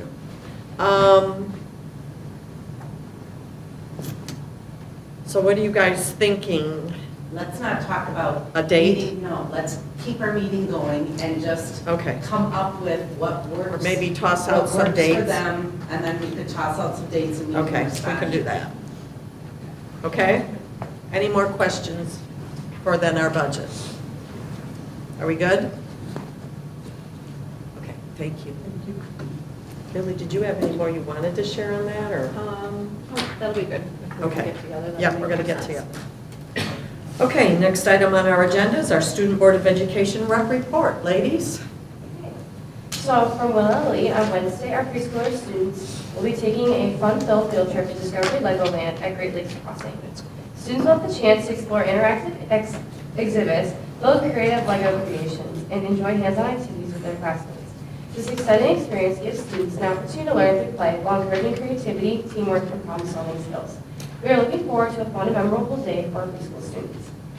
Lee Elementary is excited to host its annual color run this Friday. Students will enjoy an afternoon of exercise, fun, and excitement as they run around campus while being sprayed with colorful powder along the way. This has become an end-of-the-year tradition in the district, and students and parents love the event. The district campus will be closed during the event to ensure a safe and smooth experience for all participants.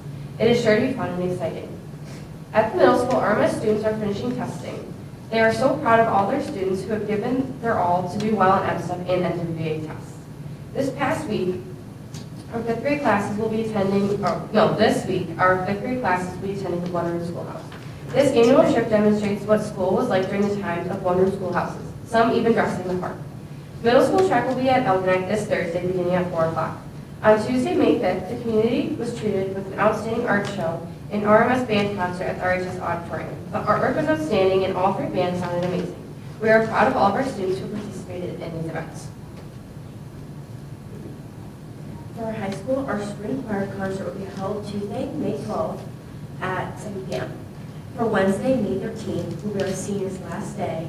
Seniors will participate in the annual clap out and senior picnic. We're excited to celebrate them. Our senior convocations will be held Thursday, May 7th or 14th at 7 p.m. Prom will be held Friday, May 15th at Zuccaro's. Students are very excited about the upcoming event. The Congressional Art Show will be held at the St. Clair Community College on Friday, May 15th from 6:30 to 8 p.m. and there will be 8 of our students' artwork displayed at the event. For athletics, baseball moved 10-0 in the BWAC play with wins over Almont last week. They have a doubleheader at North Branch tomorrow and wrap up league play with a doubleheader at home against Croslex next Tuesday. Softball hosted their alumni reunion on Saturday, May 2nd. Thank you to everyone that came together and Ms. Stewart and all the parents who helped put everything together. Girls tennis finished second at the BWAC tournament last Friday and third overall in the league. They traveled to Hawley this Thursday for the MHSAA Regional. Richmond hosted BWAC Girls Soccer Tournament last week, Monday, Wednesday, and Friday.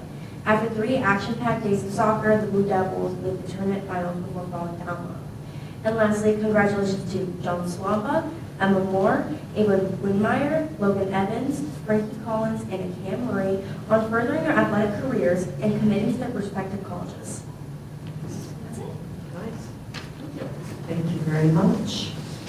Okay, next item on our agenda is an update on our superintendent search. On April 28th, 29th, and 30th, the Richmond Board of Education interviewed 5 candidates for the superintendent position. On May 2nd, the board decided on 2 candidates to come back for second interviews. These candidates are Mike Domagowski, an elementary and virtual academy principal for East China School District, and Pasquale Casmano, assistant superintendent of secondary and adult education for Rochester Community Schools. On May 7th, these 2 candidates came back for a second interview with a 15-minute presentation. These interviews are on the district website to review, along with the QR code to provide input on the candidates. This QR code will remain open until noon on Thursday, May 14th. On May 12th, the 2 candidates will have a district tour here at Richmond Community Schools. Part of that tour will include time for the community to ask questions of the candidates. From 6 to 6:55 is Mike Domagowski, and 7 to 7:55 is Pasquale Casmano in the High School Media Center. For a full schedule of the day, please go to the district website under the Superintendent Search tab. On Thursday, May 14th, 3 board members will be participating in site visits at Rochester Community Schools and East China School District. And then on Monday, May 18th, the board will decide which candidate will be the next superintendent of Richmond Community Schools. Next item on our agenda is our bond update. As has been published, the bond did not pass during that May 5th election. It was a 34.66% yes to 65.34% no across our precincts that the district is made up of. We really appreciate everyone's support and effort that was part of getting the word out for the need for the bond, and are disappointed with the results, but it was a loss. If I could just comment on that too. I just wanted to thank Margaret for leading the committee and educating everybody and educating us on how to educate everybody also for that. I know it was a sad loss, and you really have stood out the past few months since Brian's been gone to help lead the way with that. So I just want to thank you and all the staff that also has helped with that. But I think we're resilient. We'll come up with something new. Having a new superintendent will give us new outlook, and so thank you. Anything else? Okay, next item on our agenda is our Blue Devil raves. We're going to start off with Margaret. I have two raves tonight. My first one is Kelsey and Elizabeth for all the work that they've been doing through our superintendent search. They're representing us so well. They are going to be a part of touring the candidates tomorrow throughout the district during the day. So thank you, girls. We appreciate you very much for doing that. And just a shout out to Miss Abel, Miss Borwick, and Miss Crampton, who put the top 10 dinner together. Next to graduation is probably my most favorite thing to be able to attend. It's just a really cool way for our top 10 to get recognized, and they can bring somebody here that has impacted them. It's just really, really neat. So thank you to them. The place looked beautiful, and everyone seemed to have a good time. That's it. Thank you. Next one, Danielle. Yeah, I have two. One, I wanted to thank the art department for putting the art show together. We attended last week, and we're legitimately running from display to display and exhibit to exhibit, that this one is cool, no, this one is cooler, and then just going back to this one and the other one. So that was really fun to see, and some of the super cool projects between just ripping paper and making it look like something to the actual physical. Our favorite was the giant bomb pop popsicle up laying across the one table there. So it was super fun. And then also a huge thank you at the elementary school to every teacher for putting together our little Mother's Day presents and whatever they chose to do for their classroom, for their students to give to parents or mothers or whoever, acting mothers, for Mother's Day this past weekend, because they were some super fun projects. And every teacher every year has been something completely different, but I know they all do something. So thank you for that. Okay, Sandy. Yeah, just one. I was able to go and watch Love in All Forms the music review, and I thought it was a fantastic job. I'm blown away every single one I go to. I feel like it's better and better.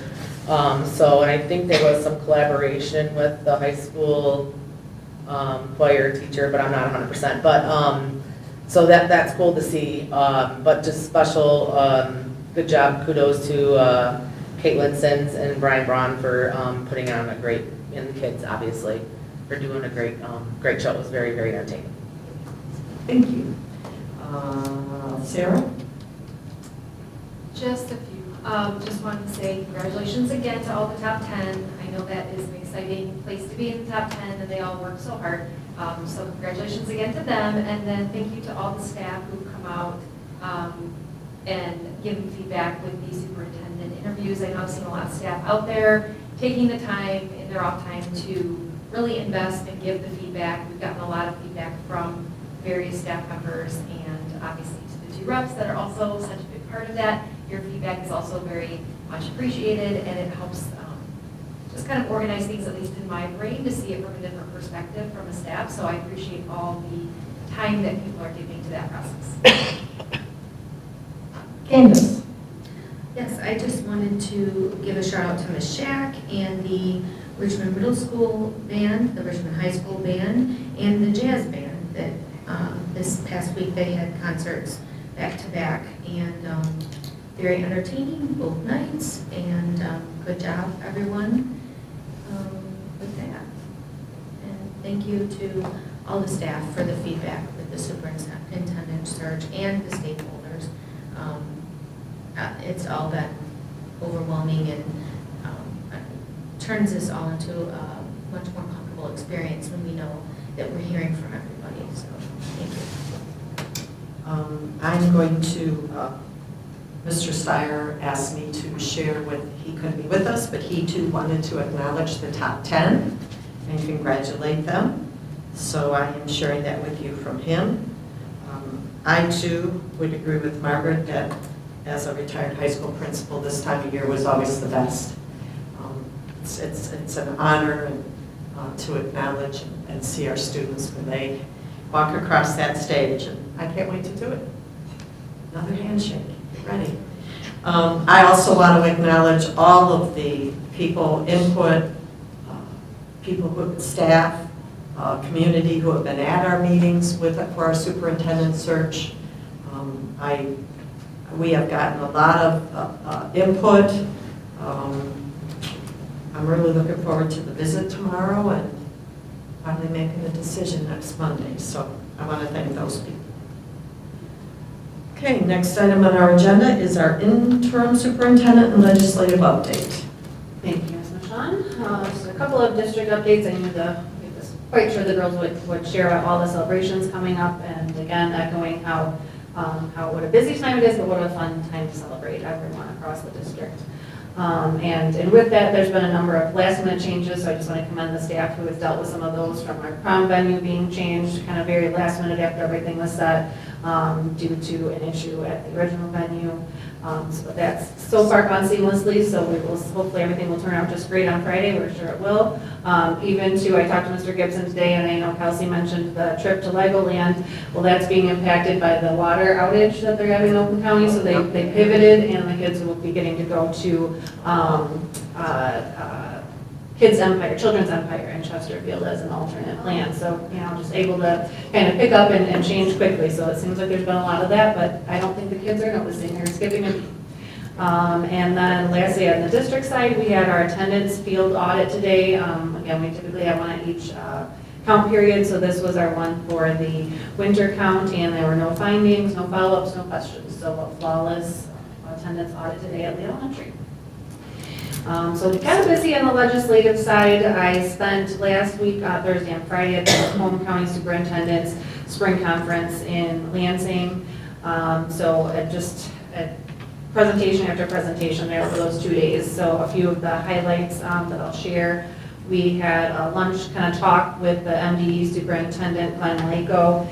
The key pieces that he's brought up are what we've heard coming out of MDE, but just reiterating that science of reading priority. So again, we keep hearing that as the letters priority.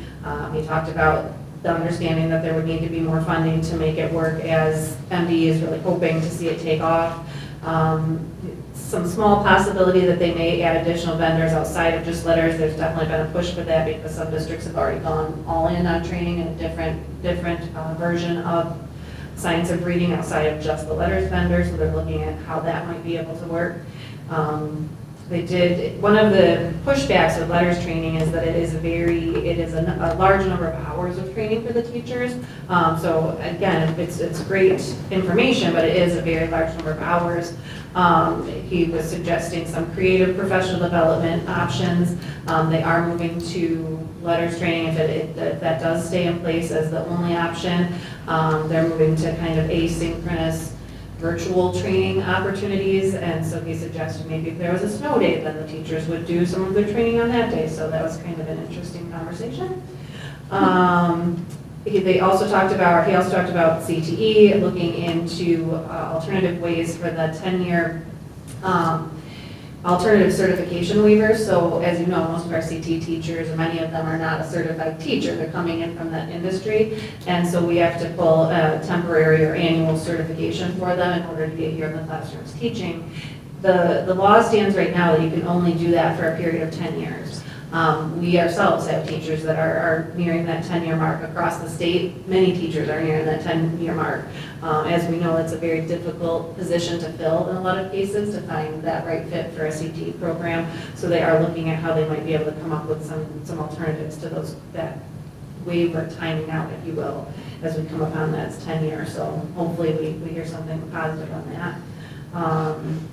And then there are a few members, to go back to the letters training, a few of our House representatives that are really trying to push those science of reading, again, whether it's letters or another science of reading training, to be part of those teacher prep programs so that it won't continue to be a burden for the K-12 system. And that should be, that will be required in the state, then it should be being taught there is kind of the sentiment with that piece. So again, hopefully more to come there. We also heard from a representative from the Anderson Economic Group. Again, kind of a different, walking away from an education-focused conversation, but they talked about, data centers, and we're going to keep hearing more about them, and they had a lot of positive things to say and how that has benefited school districts in those areas, so that was kind of an interesting take as well. And just that urgency for schools to continue to focus on innovation and forward-thinking skill development. So again, I think we are aware that that's very important, but that was their focus. Had a couple representatives from MEA. They talked a lot about looking into affordable healthcare solutions for educators. As we know, those costs continue to go up and up and up. And so they're working on some different priorities around that. They also talked a little bit about 31AA. MEA is most, at this point, supporting the Senate's proposal, which really that piece, they've defined mass casualty. So that was one of our issues before, was there really was no definition. It could be very, very minimal incident could have been defined as a mass casualty.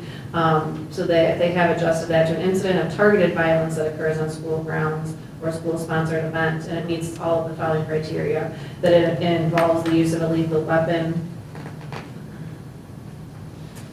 an explosive or incendiary device, or a dangerous weapon. The incident results in at least one fatality or significant bodily injuries to not fewer than 2 individuals, excluding the perpetrator, and the incident is a result of a deliberate and malicious act and not a motor vehicle accident.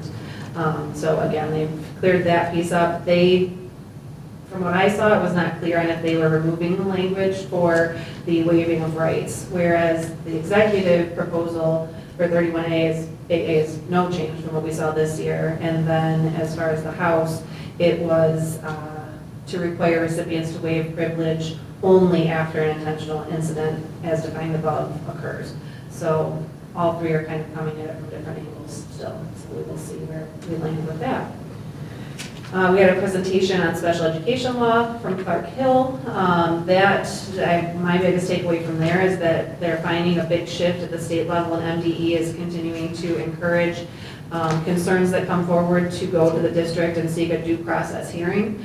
The concern for us on the school side of that is districts are bound to pay 75% of the fees for those hearings. So if that was a direction that they continue to go, school districts would feel that impact.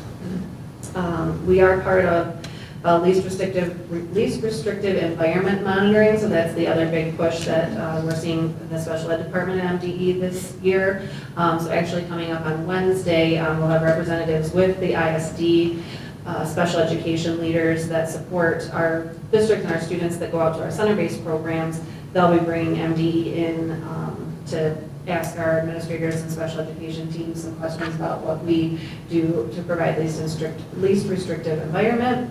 I believe so far, we're one of the last in the county to have our visit. So far, they've found 7 findings in the county, according to Mr. Michalik, and they're essentially given 1 year to correct any findings that come out of these.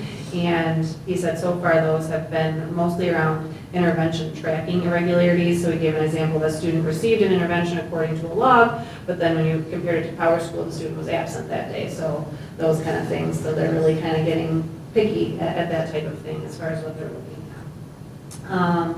And then the other piece that I made note of that I'll make sure to bring back to our team is they're also being very diligent on ensuring that district representatives have and are present at all IEPs for our students in center-based programs. So much like we have to have a team annually hold an IEP meeting here for our students that are in-house in Richmond, we know we send students out to some of the other programs around the county, and so they were just reiterating, we need to make sure that we are sending an appropriate staff member to be part of those IEPs annually, even if they're not housed here. We heard from the EPIC Research Agency, a couple of their big takeaways was that the English learner numbers are really on the rise. They gave the example that there are currently more EL students in the state of Michigan than there are third graders. So essentially kind of getting to that 10% mark as far as how many EL students we are servicing across the state. And at-risk numbers are really increasing again across the state at 54%. We heard from business leaders of Michigan. We had a bipartisan political recap. An interesting one was the impact of AI on economics. So I definitely made a few notes of that. He had some great insight into job outlooks in the future when we think about what AI is capable of doing and what we already are relying AI on to do for us, and how that would impact that job outlook in the future. So definitely something I'll kind of share with Ms. Crampton. And again, changing that effectiveness and expectations in areas and how that really would impact employees and employers and what we can do with effectiveness, and again, kind of that bottom line. And then we had a lengthy presentation from the MISD teams, their consultants. We talked a lot about professional learning communities and utilizing those efficiently, which was great as we go into that plan for next year. So I was able to gain a lot from that presentation. And they also had specifically literacy and math intervention folks coming from University of Michigan and another representative out of Denver, Colorado, that shared some insightful pieces there. And then this afternoon, I stepped out briefly. The governor's luncheon was taking place in St. Clair Shores, and there were a lot of the same commentary from her that I had heard last week from Superintendent Maleko. Again, the focus on literacy with letters and funding for that initiative. I would say the areas that concerned me were the achievement scholarship she talked about, and then the free community college. While great opportunities for students, we know that ultimately impacts that K-12 budget. So it's packaged very in a positive way, but we know on the back end that there's kind of a downfall to it. So that's a lot of legal stuff last few days. Thank you. Okay, next item on our agenda is items of interest from the board. First one, Sandy. Sorry, yes. First thing being, I'm wondering if we could get, I guess, if I could get a breakdown of the costs from the appreciation event, just because I like to have that per year, so I know where we're at. And then also, just bringing up again a committee for the contract of the new superintendent.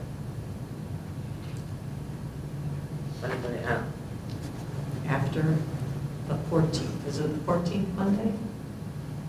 18th, whenever we vote. After the 18th, you want to do it now? Okay, well, I thought we were going to do it this meeting, so that's why I was asking about it.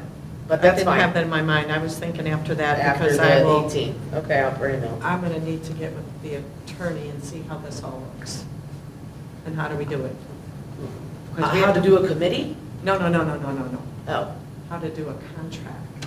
Oh, Get all the yes, pieces. yeah, I mean, yeah, I know that the attorney's involved in doing the contract too, but, Yeah, nope, okay, all right. I'm good. I think we should do it on Monday when we choose our new superintendent. We pick We could do that. the committee that's That going evening. to work on the contract. Okay, I'm good with that. okay, I am good with that. That is Thank you, us. Margaret. What's that? I said thank you. I'm good with that. Okay. Sandy, anything else? Nope. Okay. Sarah? Nope, nothing. Margaret? I'm good. Candace? I'm good. And Danielle? Last but not least. No, I'm last. Oh, yeah, that's right. No, just to follow up on Sandy's, I would just be curious on the teacher appreciation event, just the status of, since I'm in contact with the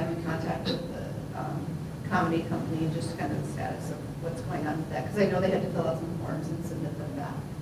So I don't know where that status is right now. For them to get paid, you're talking about? Yeah. Oh, okay. But I'll double check. Yeah, just so I know, in case he emails me, I don't want to be like, hold on just a second, whatever. And then the other thing that's just driving me nuts is the interrupting and talking over each other is driving me up the wall. Like, I almost just walked out during that budget discussion. It's really frustrating to try and listen to one person and appreciate their comments when others are talking over and making comments and trying to interrupt and making comments while Tammy was talking and trying to interrupt Tammy and things like that, which is driving me bonkers. So just my 2 cents on listening to each other. So that's all. And I'll work harder on not talking over. Thank you. I want to. I think we all. I think I did it a couple times, so. I'm sure we all did. We need those little buttons like some city councils have, You where it's get like zapped. first, second, third. So if you're pushing your button, nobody else's can go on. Yeah, or, yeah, and then it's like a order, you know? Nice. Let's just keep in mind what we're doing when we're talking to each other, to respect people's time. Okay, next item on our agenda is our public comments. Since the last board meeting, the board received an email from a community member regarding feedback on our volunteer recognition ceremony. I know Billy responded to that and thanked them for their suggestions and things to look at and try out for next year. Did we see that? I didn't get an email. It came to Billy, so she responded to it. I was on there, so it came to the board. I was CC'd, but it actually went to Billy. Well, can we all get it? I will send it to you, absolutely. Sorry about that. I usually do not send the emails to you that generally go to the board office, or if I'm CC'd on it, but if you want, I will do that. And anything that pertains to what the board's doing, if you get copied on it, we should get copied on it. Okay. There were no other public comments that needed addressing from the last board meeting. At this time, any member of the public will have 3 minutes to address the board. Please sign in and state your name. If you wish a follow-up, please provide contact information on the public comment sign-in sheet. Are there any public comments?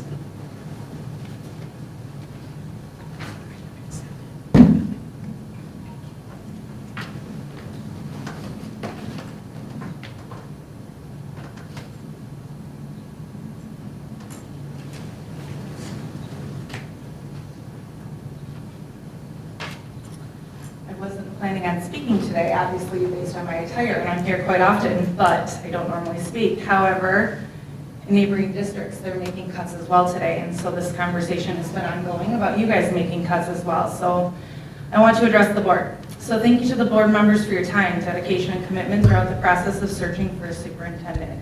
The superintendent search alone has required many hours of work and time away from your families, so I greatly appreciate your efforts. I really, really do. I also want to applaud Ms. Shack and the art department for the excellent event last week. This is my first year as a music mom, and I am blown away on how Ms. Shack's teaching style and ability to take a child whose parents have no idea what music is and bring me to tears, because it just was astounding. Also the art department, because I also had a wonderful child with artwork there as well, and I am blown away at how our arts and craft department and musical area are just excelling. I also want to thank Candace and Sarah for asking such difficult questions tonight regarding positions and job duties, as well as encouraging the administration to think creatively about job responsibilities. As you work through necessary reductions, it is important to minimize the impact on students, while also recognizing that all departments and offices may need to be tightened spending and revised job duties. Sadly, the revenue is not going up quickly, the cost of living is going up, but you ladies and gentlemen, have to figure out how to balance that budget. It is not easy. As was stated tonight, positions were adjusted to fill the interim position. And so look at that data to see if the district can continue with these adjustments to save money. I encourage the board and administration to evaluate each position based on the role and responsibilities rather than the individual currently serving in it. Thankfully, our community values and appreciates every staff member. I do most heartily. But we can understandably make these difficult decisions harder when it's on a personal level and we know the person's name attached to the role. Just look at the role. However, smaller reductions spread across several departments can collectively make a meaningful financial impact while distributing the burden more evenly across the district and make less impact on students and on the staff in the classroom. I like to refer to those staff members as the frontline employees. Mrs. Manguini mentioned this evening, small intervention groups and class sizes make a positive impact on data and student academic growth. These are the positions we need to protect. These are not easy decisions, but they are necessary to maintain the long-term financial stability and strengthen of our district. We are so very proud of. Once again, thank you for planning and attending an upcoming budget workshop so you guys can educate yourself on the future budget. I am so grateful for this board. All of you spend so many hours to educate yourself, request meetings of central office to learn more, and attend so many district events. These efforts do not go unnoticed by my family, and I greatly appreciate it. Thank you. Thank you. Any other public comments?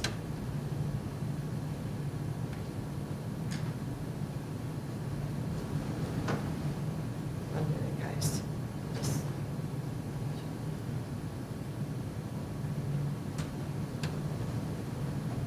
Okay. Next item on the board is our action items. I'm looking for a motion for the approval of the class of 2026 graduates. I move to approve the class of 2026 graduates who have successfully met the requirements for graduation as set forth by the Richmond Community Schools Board of Education and the State of Michigan as outlined in the attached documentation.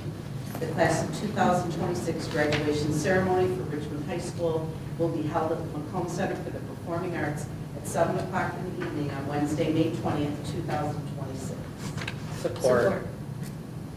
I think Sandy, I heard Sandy first. Yep. Any discussion? All those in favor? Aye. Opposed? Motion carries. I'm looking for a motion to approve the foreign exchange student commencement participation. I motion to approve 12th grade foreign exchange student Makalina Hornica to participate in the class of 2026 graduation ceremony for Richmond High School, will be held at Macomb Center for the Performing Arts at 7 o'clock in the evening on Wednesday, May 20th, 2026. Do I have support? There being no support? Motion fails. Fails. Motion fails. So, And you move on to the next one. Yep. Billy, no. Thank you.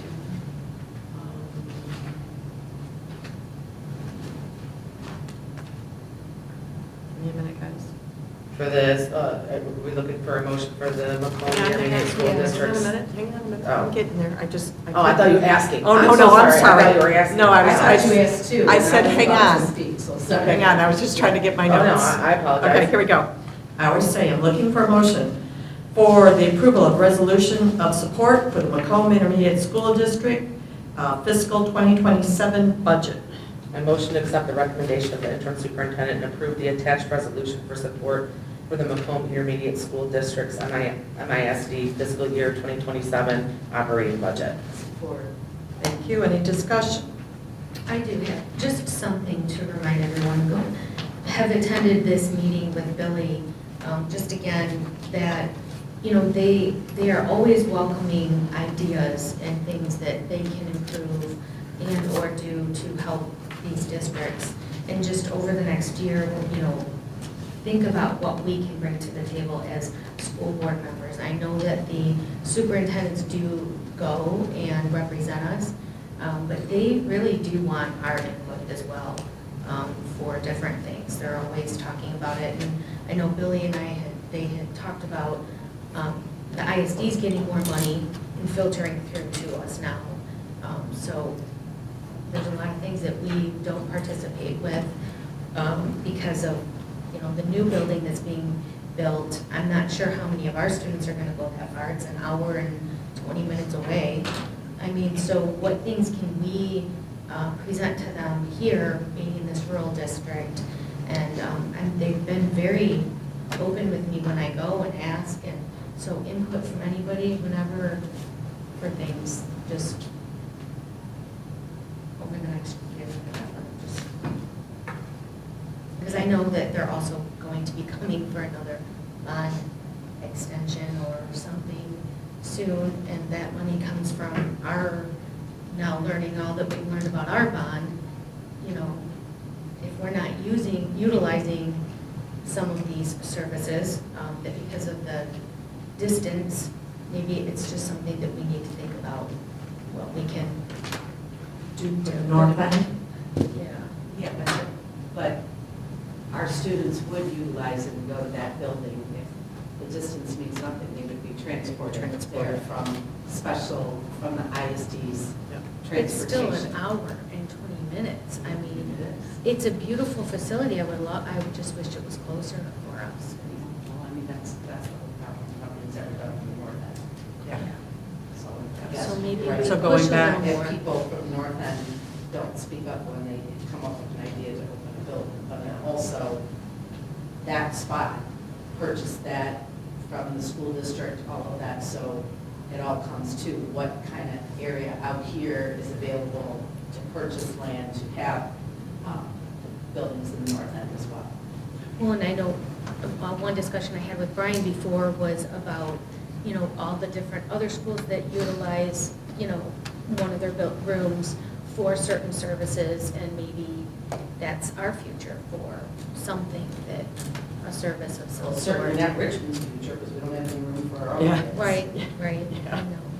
I just, all of these things, it just, instead of just always saying yes Just to their approving. budget, I mean, let's, you know, be a part of, Maybe think about what we Yeah. could, or how it could help the north end. right. Because Margaret's right, a lot of the north end gets, you know, it's not just us, it's our radars. Okay, any other discussion? All those in favor? Aye. Opposed? Motion carries. Looking for a motion for the termination recommendation resolution.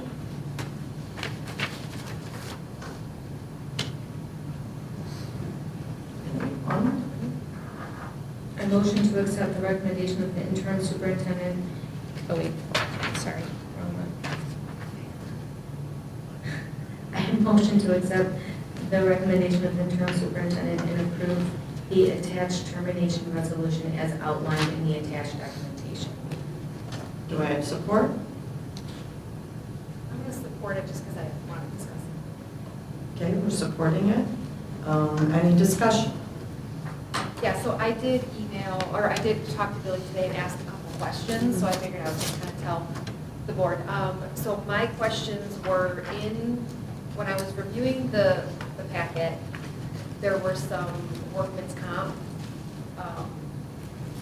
absences that were related to workman's comp, and so I wanted to make sure, I wanted to know how many absences that equated to, and if we took that off the total, and I think the answer was 159 minus 27, right? So that was how many absences there were. And then, I know you said she returned to work, it was like October 7th. Was that the date she was released from workman's comp, like they released her? Okay, so completely released her that day. Correct. Okay. I think I just want to make sure we're covering our bases, because I don't want, if there's any sort of absences that we're holding against her because of a workman's comp issue and we're terminating, I want to make sure that we're covered and not liable for any wrongful termination, because I don't want another lawsuit. Yeah, so I actually worked very closely with our attorney on this. Okay. Worked with them on it for about 6 months to get to this point. Okay. And so we moved forward when he was comfortable moving forward. Tim Gardner drew.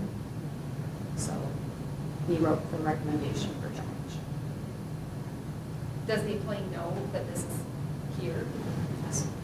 The employee had the opportunity to view it tonight and the client stuff. Did the employee put it in writing? Yeah, I have an email from you. Do they have to do it in writing to decline? No, they have to let us know by Just let the us Friday know. prior. Okay. She did put in writing that she was declining to come.